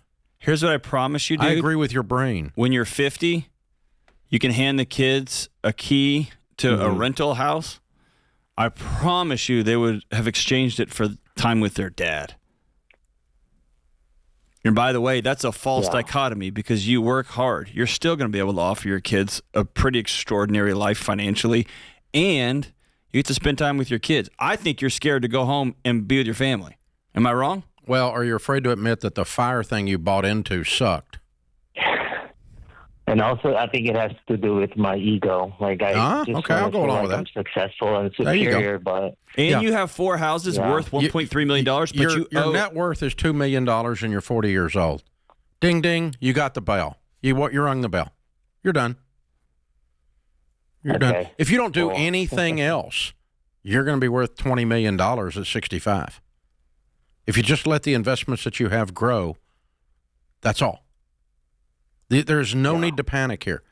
And by the way, people working and enjoying their work and going to work and having meaning, as long as they're able, is not bad. I intend to be on this microphone until I don't make sense. Now, I don't want to be one of those guys that doesn't make sense. We've seen those, and they're dangerous. But, So, anyway, we need to get off at that point. But, no, dude.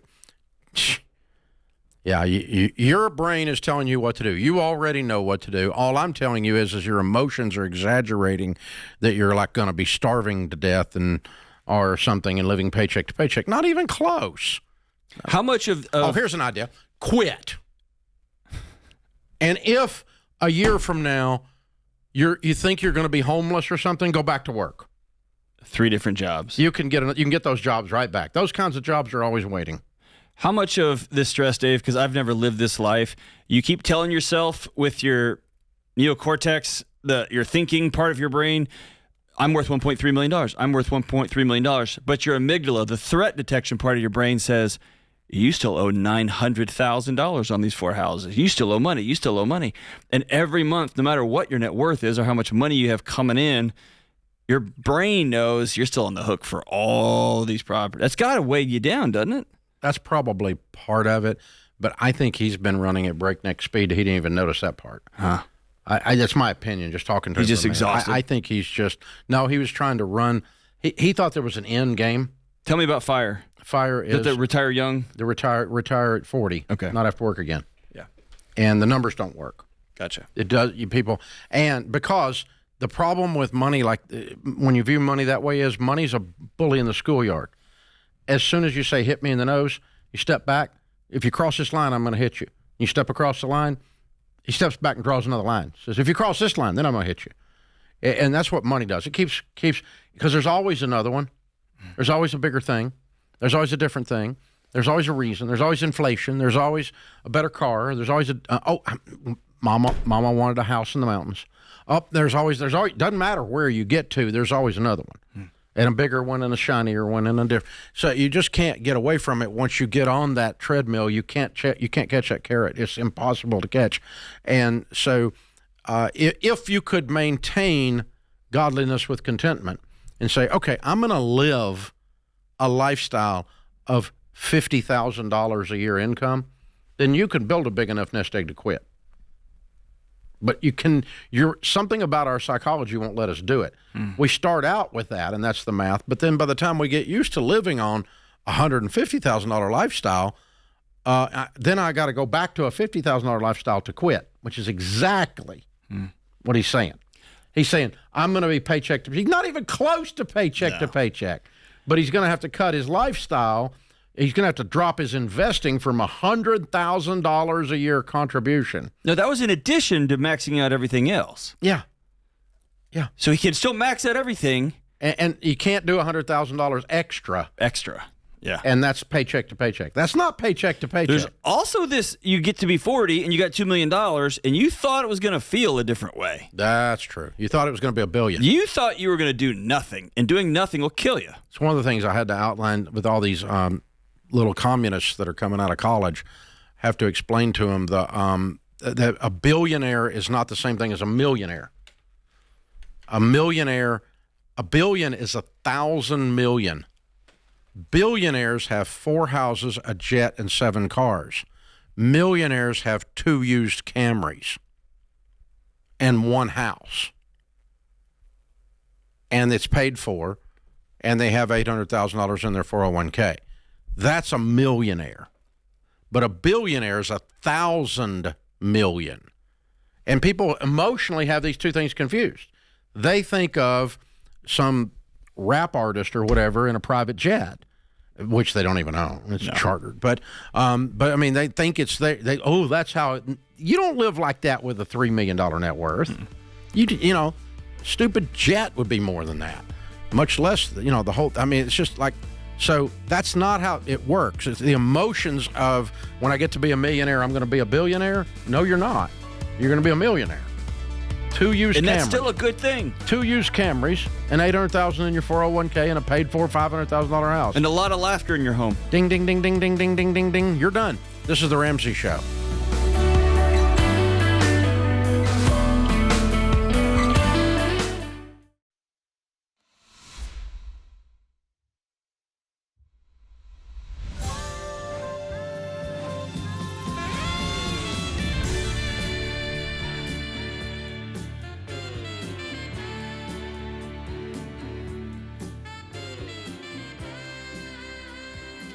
Welcome back to the Ramsey Show in the Fairwinds Credit Union Studios. Dr. John Delony, #1 best-selling author, host of the Dr. John Delony Show, massive hit on Ramsey Network. He's my co-host today.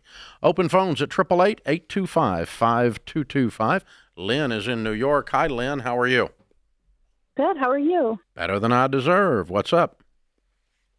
I wanted to see if I should take out a $10,000 loan to help my mom fix her kitchen.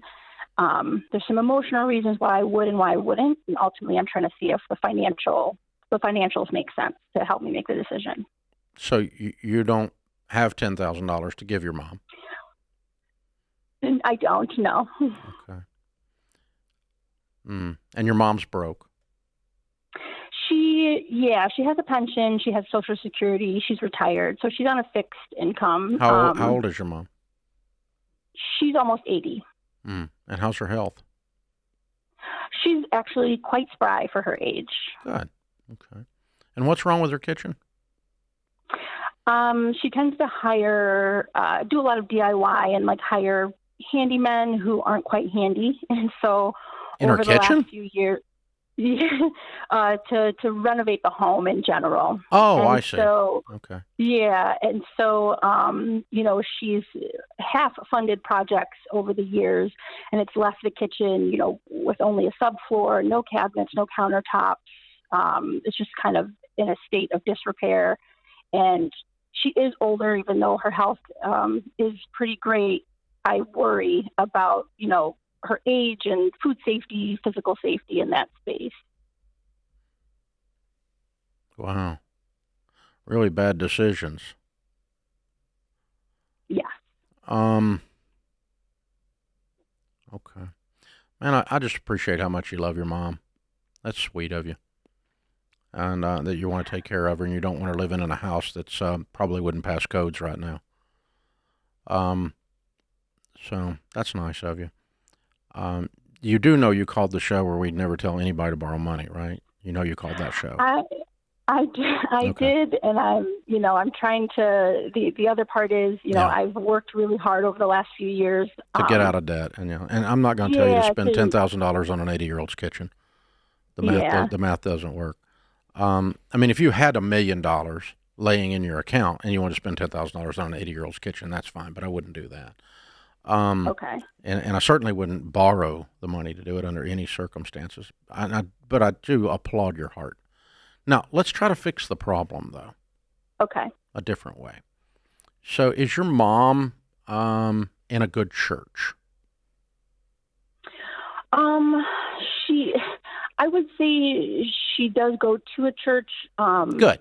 But the church is the place where she has been recommended these people who have fixed her home, but also good. That's stolen even from better. her, That's even better. So here's what I want you to do. I want you to take some pictures of the mess that is her kitchen. And I want you to go have a lunch meeting with her pastor. And say, some of the jacklegs that go to your church have done this. And so I'm going to ask, since we have an elderly widow over here, that you organize a work group of some young men who actually know how to swing a hammer and come over and put her some cabinets in and put a floor down. I want you to take care of an elderly widow because she's an elderly widow and she's a member of your church. And I really want you to do it because some of the jacklegs that go to your church are the ones that caused the problem in the first place. And I got a feeling you can shame this pastor into getting some work done. Okay. Nothing feels better than shaming a pastor.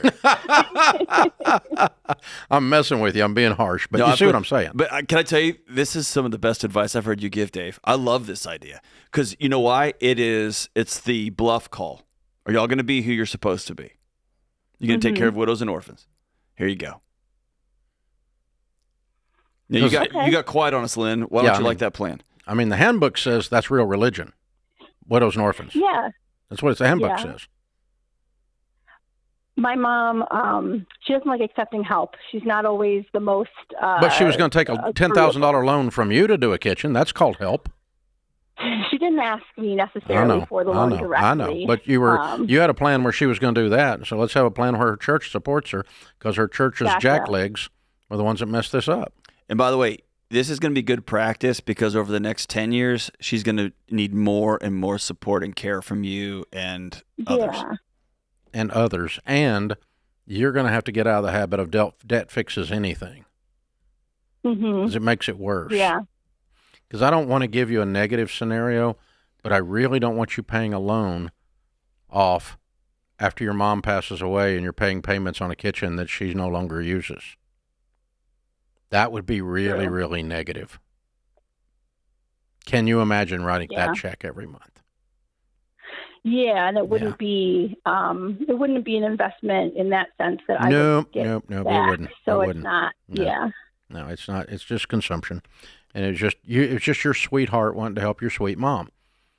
And I think both of you are sweet ladies, and I don't want her to get messed over anymore, and I don't want you to mess yourself over trying to be sweet.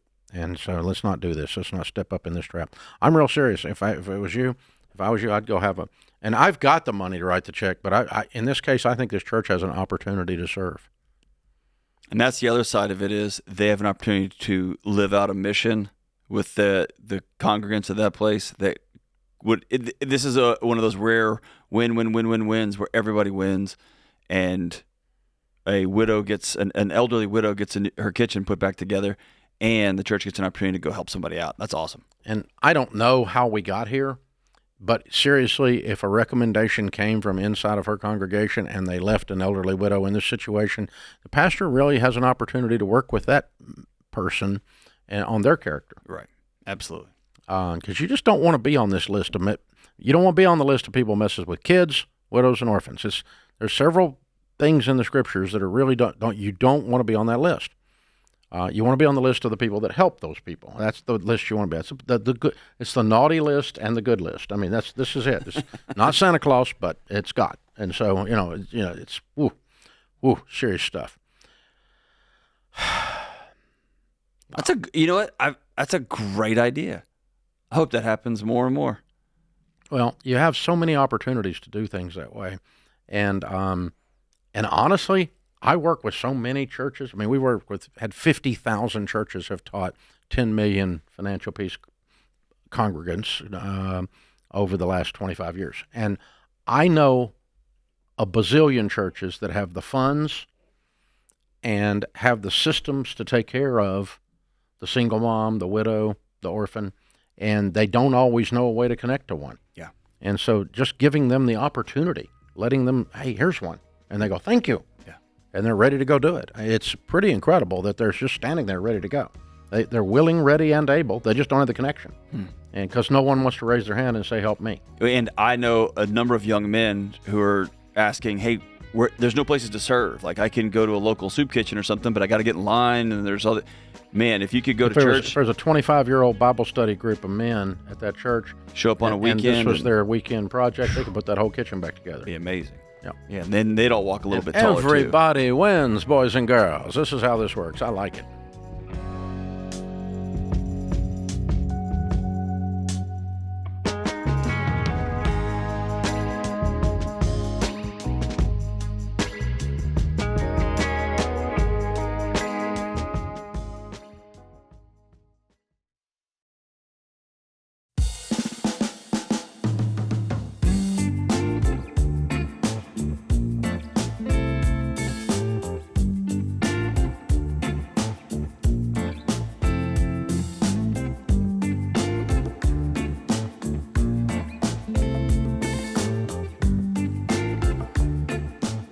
Okay, if you're going to win with money, you have to tell it what to do instead of wondering where it went. If you don't know where all your money went in 2025, that's normal, but normal sucks.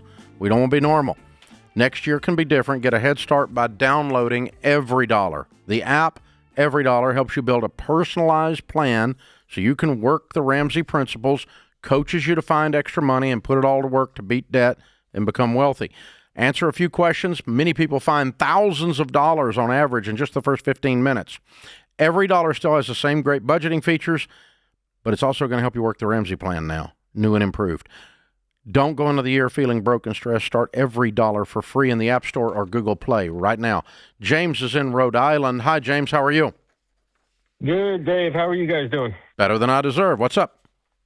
All right. So I'm a 40-year-old guy. I got a fiance and a baby who turned 2 in July. And my fiance and I, we have 3 Airbnbs that are doing really well. 4 years into it, last year we grossed about $102,000. This year we're forecasting to do about $127,000 gross on the 3 Airbnbs with a 62% profit margin. Day job is hospitality sales. I make about $120,000 a year. She is a psychologist. She makes about $110,000. So our issue is there are these micro lofts, and another one is available, but it's in a super historic old building. And I'm thinking about getting a 4th Airbnb. But the banks are telling me that I got to put 40% down, and they're going for about 2.25.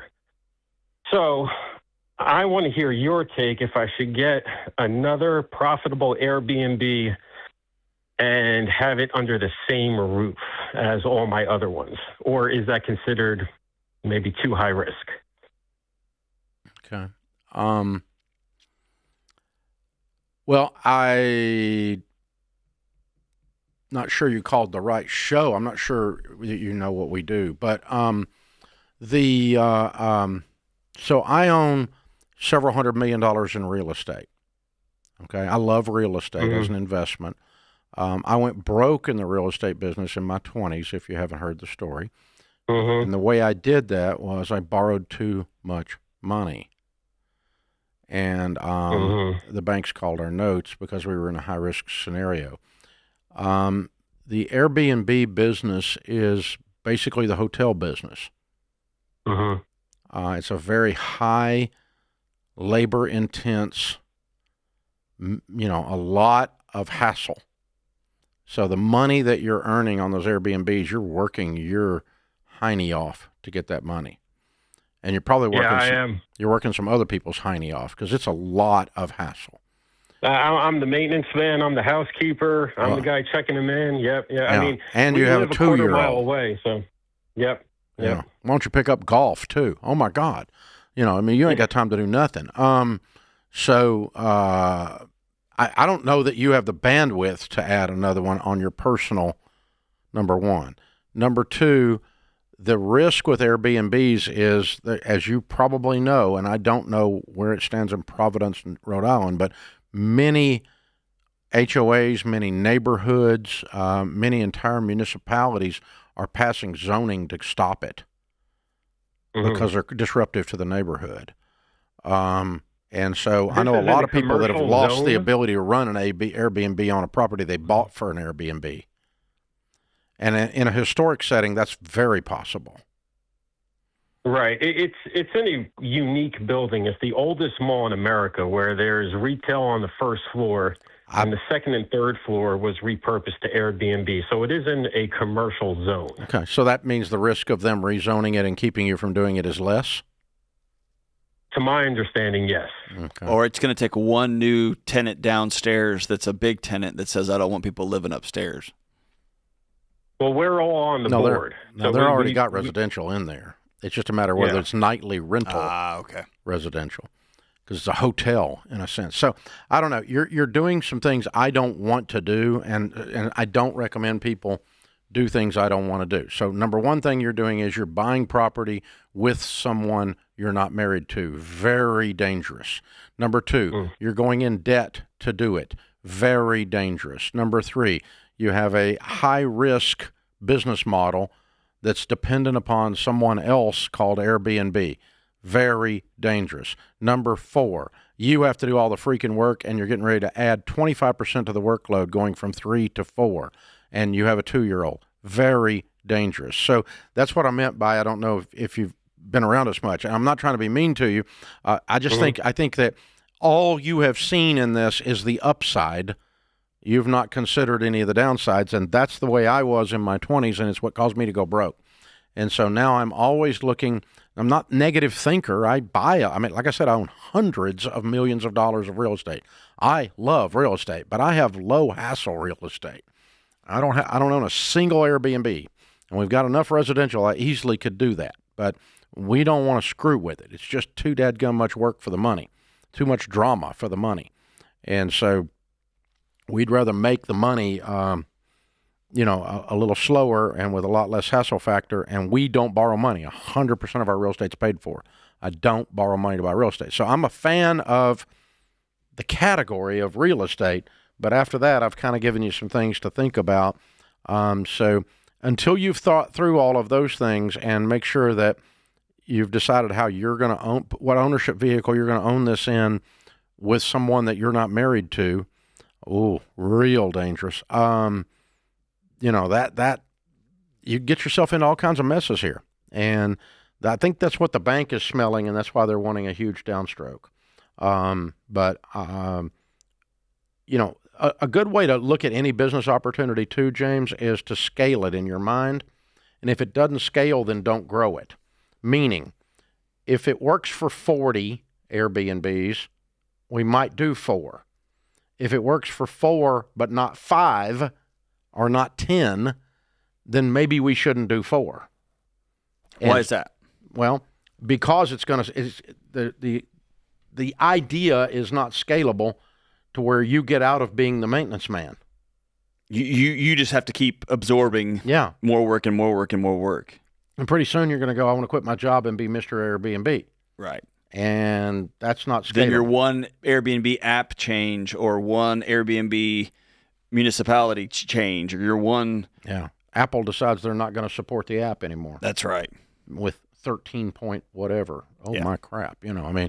All kinds of people. I mean, that little move right there cost us about $20 million 2 years ago. So, that just because Apple decided to cough. And so, all that stuff. So these are things you can't anticipate, and you leave yourself vulnerable to it when you're just living right on the wire, when you're right on the edge, and then you just keep adding to it, keep adding to the plate until the food falls off, and that's what I heard here is a really super busy guy, ambitious guy. You said this, and man, this has become increasingly, I felt it heavier and heavier. I have a very real lived experience being in the workforce during 2008, 2009, and there seems to be a lot of folks who have entered into 2010 to 2025, and it's been seemingly mostly upside. It's just been win after win after win after win. Plus or minus COVID. Yeah. And plus or minus COVID, and there's the assumption that's just going to keep going that way. And there's it's tough to tell somebody, hey, you have to be prepared for when this thing goes south a little bit, or when the roller coaster goes down. And man, people don't have the psychology for it right now. Yeah, I mean, if you've got your thing based on the Airbnb income of 4, and suddenly they don't rent for 4 months, you're in bankruptcy. Whereas if you own them all in cash, you're annoyed. Exactly. You're really annoyed. Or you put renters in. Yeah. And you get it out of the Airbnb business and you move on. And that's just not a big deal. Right. But yeah, it's a problem. Yeah. So no, I like James because he's ambitious and he's going after it. He's going for it. I want to support that, but I believe in being a nightmare killer, not a dream killer.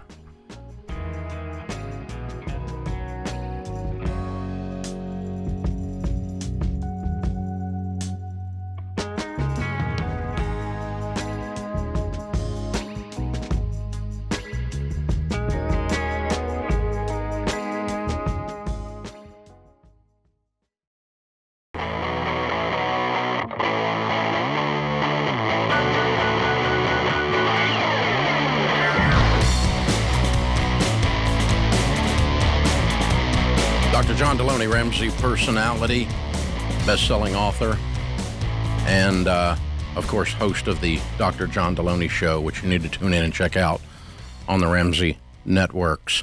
Zachary is with us. He's in St. Louis. Hi, Zachary. How are you? I'm doing well. How are you guys doing? Better than we deserve, sir. What's up? Well, I had a question for you. I'm actually a pastor over here at a small town church, and I just want to say I very much appreciate all that you do. Thank you. But one question that's come up for me is I often hear you use the phrase, the borrower is slave to the lender. And I definitely agree with that principle in many ways. But then on the other end, I noticed that when it comes to a mortgage, you are okay borrowing in that instance, which seems almost to betray that principle a little bit. And I guess I was just curious on your reasoning as to why you think it's okay to borrow in that instance. But then when it comes to something like a car, especially for someone like me, I live a little bit in the country where I'm at. Yeah. So it's a little bit more difficult. A car is almost a requirement. Pastor, that is a wonderful question. Yeah. It's a really good question. Of course, you're quoting the scriptures, Proverbs 22:7. The rich rules over the poor, and the borrower is slave to the lender. And this is a biblical principle that we're violating when we say it's okay to take out a mortgage. And that's your point, and you're correct completely on that. Or when we tell people it's okay to do that. So are you 26? I'm actually like 31. So 31. I had to think about that for a second. Okay, that's okay. Yeah, you lose count around 30. It happens. So, yeah, I'm on the 34th anniversary of my 30th birthday. But all right. So the answer to your question is, it is the only hypocritical advice we give on this show. It's the only thing that was hypocritical we give on the show. It's the only thing we tell people it's okay to do that I never do. I went broke in my 20s as I was a baby Christian. I had just met God, and I discovered in that process a guy teaching what the Bible said about money named Larry Burkett. And I said, I'm going to follow what the Bible says. I'm never borrowing money again, and I've never borrowed money again. I don't borrow money for anything ever, for any reason, under any circumstances. Everything else I tell people on the show to do, I do exactly what I say to do. Allowing people to take out a mortgage without me yelling at them, it's the only time that my advice is inconsistent with my life. Does that make sense? Right. And it's completely fair for you to call me out on it, and then I'll answer your question. But I wanted to caveat that and say, I don't borrow money for anything. And sometimes when I get a question where it's kind of borderline whether they have to borrow or not, I tell them that story. I say, hey, I don't borrow for anything, and I recommend that. That is the best way. If you follow biblical principles, you're going to, in your marriage is going to prosper. If you follow biblical principles raising your kids are going to be amazing. If you follow biblical principles in your mental health and your emotional state, you're going to prosper. And the same's true in your money and in your leadership. If you're running a church, running a business, same thing's true. So I evangelical, man. I believe if the Bible says it and you do it, it's a good thing, right? So I'm with you on that.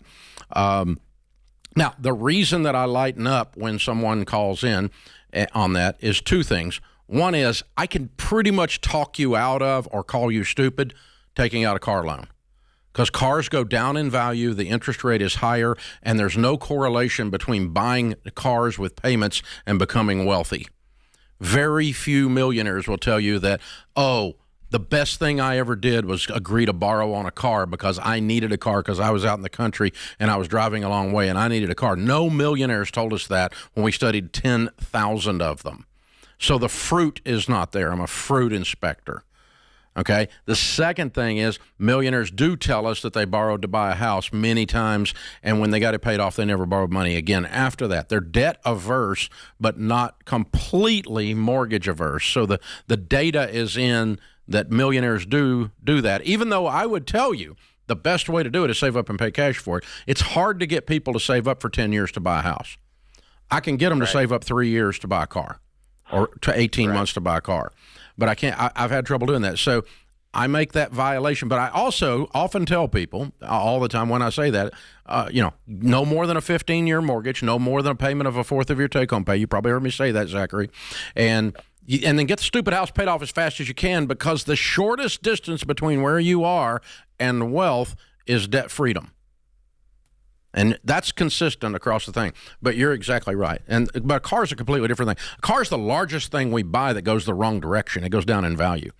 And when you finance a car, you're just begging to be middle class the rest of your life. Financially, mathematically.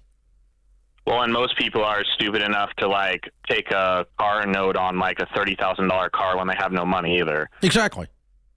Yeah, like everybody listening right now, just about. Right. You're right. I did have one other thing, and by the way, I want to say I support everything you're doing wholeheartedly, including like I've been using myself many of these steps. Being a small town pastor, you don't get paid a ton of money, and you have kids, and so I've actually had to use these things for myself. So again, I want to say thank you. Good. The one other thing I noticed, though, as someone who was new to the Dave Ramsey program in many ways and was new to those steps, is that I didn't hear a lot of talk about creating a buffer.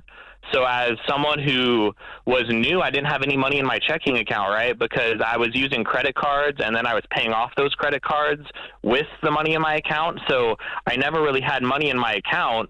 And I was in this endless cycle, obviously, like a lot of people were. So one thing that I thought just to consider is that in those baby steps, I almost thought there should be another baby step about creating a buffer, because people need they don't just need a $1,000 emergency fund. I thought that was the buffer whenever I was new to the Dave Ramsey program and the Dave Ramsey baby steps. But there's also this idea of making sure you have a buffer, because you're going to have auto payments on preschool and mortgages and all types of stuff. So well, that should be part of your budgeting, Zachary. You should plan budgeting is cash flow planning. And so you're planning to not take more money out of your checking account than you have in it. That's your buffer. And you can put a $100 buffer in there if you want, but that's fine. You don't need any more than that. There's nothing wrong with that. But you don't need a $2,000 buffer because you're incompetent at budgeting. You need to have the budget dialed in. We're paying, the auto payment comes out here. This other payment comes out here. The paycheck planning aspect, it's called, and if you use the Every Dollar app, shows you how to do that. And so you need to plan out every situation there. But hey, we're honored to have you as a new listener. That is something that that rings home to me, because here's what I fell in the trap of doing. My wife and I would make a budget, and then we would check our checking account to see where we were. Mm-hmm. We shouldn't do that, because then I'd be like, oh, I can get a little more groceries. And then yeah, because the checking account is not an indicator if you're on your budget. That's exactly right. And so then that buffer he's talking about, then all of a sudden the school would pull their tuition on the 4th instead of the 5th. And because I was not following the budget map we'd laid out, but I was checking the checking account part. You would never, a budget map is a plan, and you would never plan to spend money that you don't have in your account. That's exactly right. Yes. So don't plan to spend money you don't have in your account, and your need for a buffer goes away, other than a common sense of $50 or $100 or something for slippage or something being off 20 cents or something. You don't want to do that. We don't want to the penny thing. But this concept of slosh, right, because that covers my lack of detail and sticking to the detail, that's not, you don't need slosh. That's right. That's not good. But yeah, and a lot of people do that. So the trick is, the thing that happens is your brain, and you and I have been talking about this in a bunch of other areas too, your brain the neuroplasticity, your brain rewires itself when you start making every single dollar come out when it's supposed to. Give every dollar of your income a name before the month begins. You and your spouse spit, shake, and pinky swear that we're sticking to this contract that we just wrote down.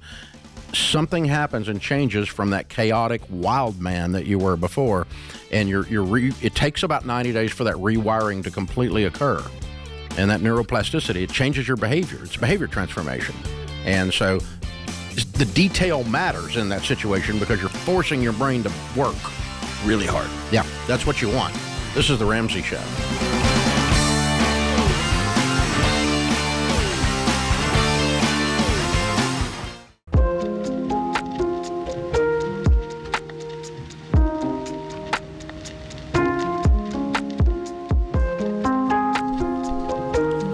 Our scripture of the day, Proverbs 19:21. Many plans are in a man's heart, but the counsel of the Lord will stand. Henry Ford said, thinking is the hardest work there is, which is probably the reason why so few engage in it.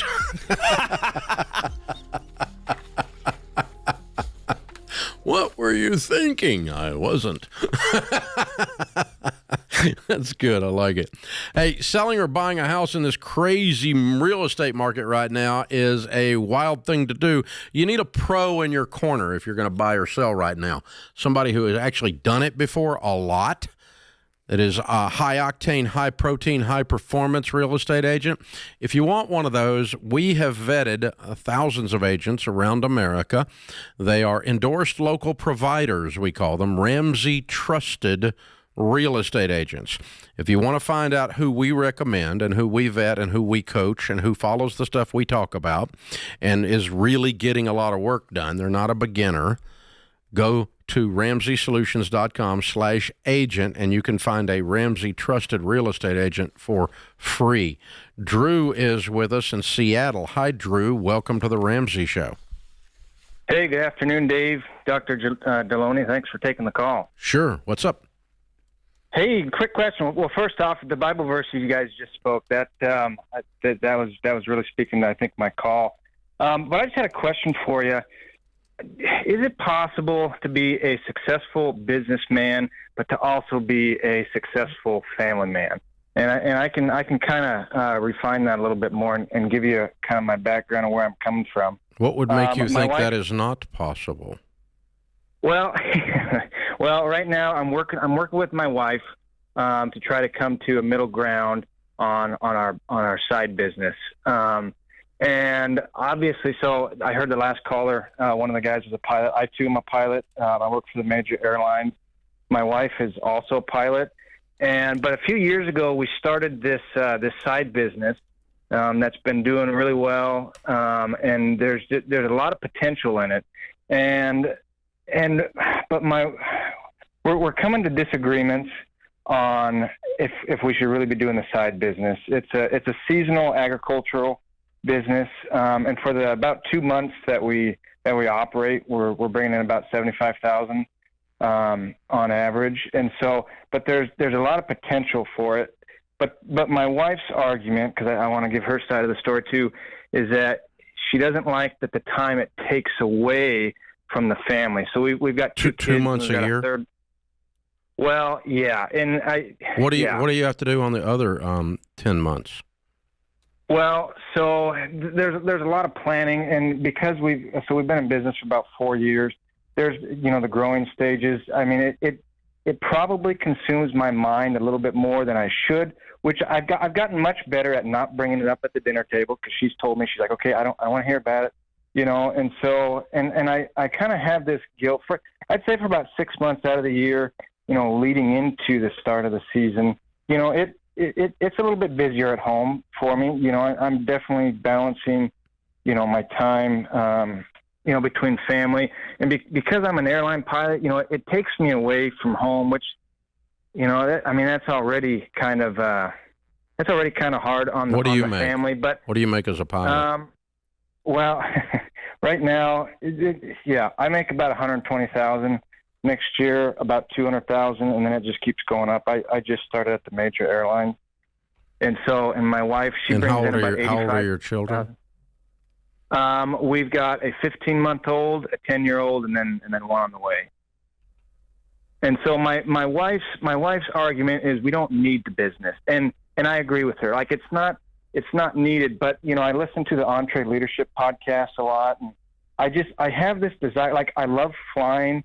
It's something I've done for a long time, but I get so much fulfillment and joy out of, running a business and, figuring out solutions and making things better. And, I enjoy that. I have a lot of friends that do it, and it intrigues me. And so, what is the business? What are you growing? So what we do is we do bird abatement for agriculture solutions. So people who own vineyards and different types of farms, mm-hmm. They'll hire us, they'll contract us out, and we show up, and it sounds kind of funny, but we use model aircraft, and we kind of play cat and mouse with the birds all day. Mm-hmm. And so we have a team, generally about 15 people. And so, and we had an opportunity. We passed up a large, about a $900,000 contract in Arizona. You should have, and rightfully so. Yeah, you weren't prepared to take it on. No. All right, let me tell you what I'm hearing, and let me talk back at you what you told me. You have a pregnant wife with a 15-month-old. Mm-hmm. Your house is insane. Right. It's busy. No, it's And when I'm insane. gone- I mean, it's chaos. Yeah. There are very small humans taking up large amounts of calories from both of you. Yeah. And you're flying model airplanes at birds. Right. Right? And she's Well, over not- it. not She's me. over it. She's got her gut full, man. So it's not that a businessman can't be a good family man. It's that the timing of your side business, given the stage of your family, sucks.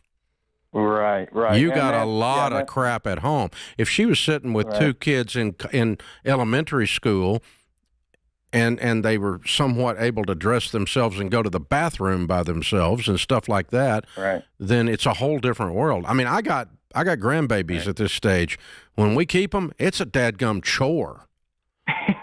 Yeah. And I love them. I love them, but it's Right. like work and stuff. You know, I Right. mean, well, and so the last 2 years, because we came up with a compromise, and so we started hiring managers. And so last year we tried it out. It worked pretty well. And then this year we pretty much had the managers run the whole operation. And I mean, they did a much better job than I thought it was going to be. And so I mean, and the thing about being an airline pilot, it's like I do most of my administrative work, my computer work, like when I'm gone. That's one nice thing. It's like I'm sitting at a hotel. It's like I'm gonna get this done. So when I'm home, I don't have to, I don't have to focus so that's much. not the point. That's not the point, Drew. That's Hey, not the Drew, point, Drew. your You- wife is you asking missed one the question. point. Do you love me as much as the side hustle? And I'm going crazy love right you. now, and I need your help. Right. No, I do love my wife. I know you do. I know you do, but she's asking you that. You're trying to show her how much you love her by creating a business and creating extra money and extra margin, and she is saying, "Do you love me?" Right. And Dave and I are both. Right. I mean, you're not going to meet two guys who like working. I think both of us love work. But Right. I hear Dave say, there's a season to this. It's the winter time, and you're like, look at these cool shorts I just made. And she's like, they're great, but it's freezing outside. Yeah, I got a 15-month-old. I got a baby on the way. And by the way, all of this spells hormones. Did you know that? Yeah, we've been working through the Yeah, hello. quite a bit of postpartum. Yeah, I mean that's normal. It's not bad. It's just life. Yeah, she misses you, man. Right. Yeah, you need to be there Right. hugging babies, changing diapers, not flying birds. Yeah. Not Yeah. right now. So, I mean, right. I want So you. then I is it- want you to run your own business, Drew. But Okay. you ask us a question, and the question is: yes, you can be a successful businessman and a family man, but the spouse has to be able to carry whatever weight that you're not carrying, and you're asking her to carry more than she's willing to carry right now. And I don't think she's being unreasonable.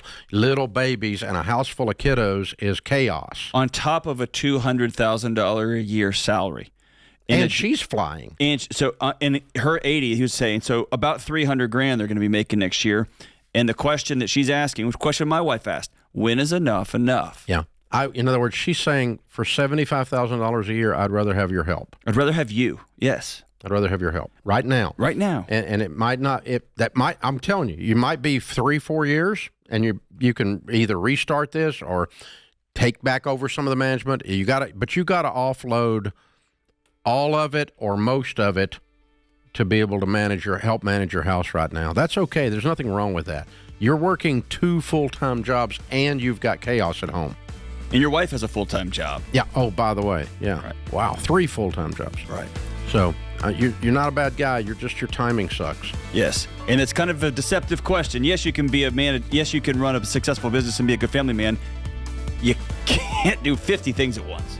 That puts this hour of the Ramsey Show in the books. We'll be back with you before you know it. In the meantime, remember, there's ultimately only one way to financial peace, and that's to walk daily with the Prince of Peace, Christ Jesus.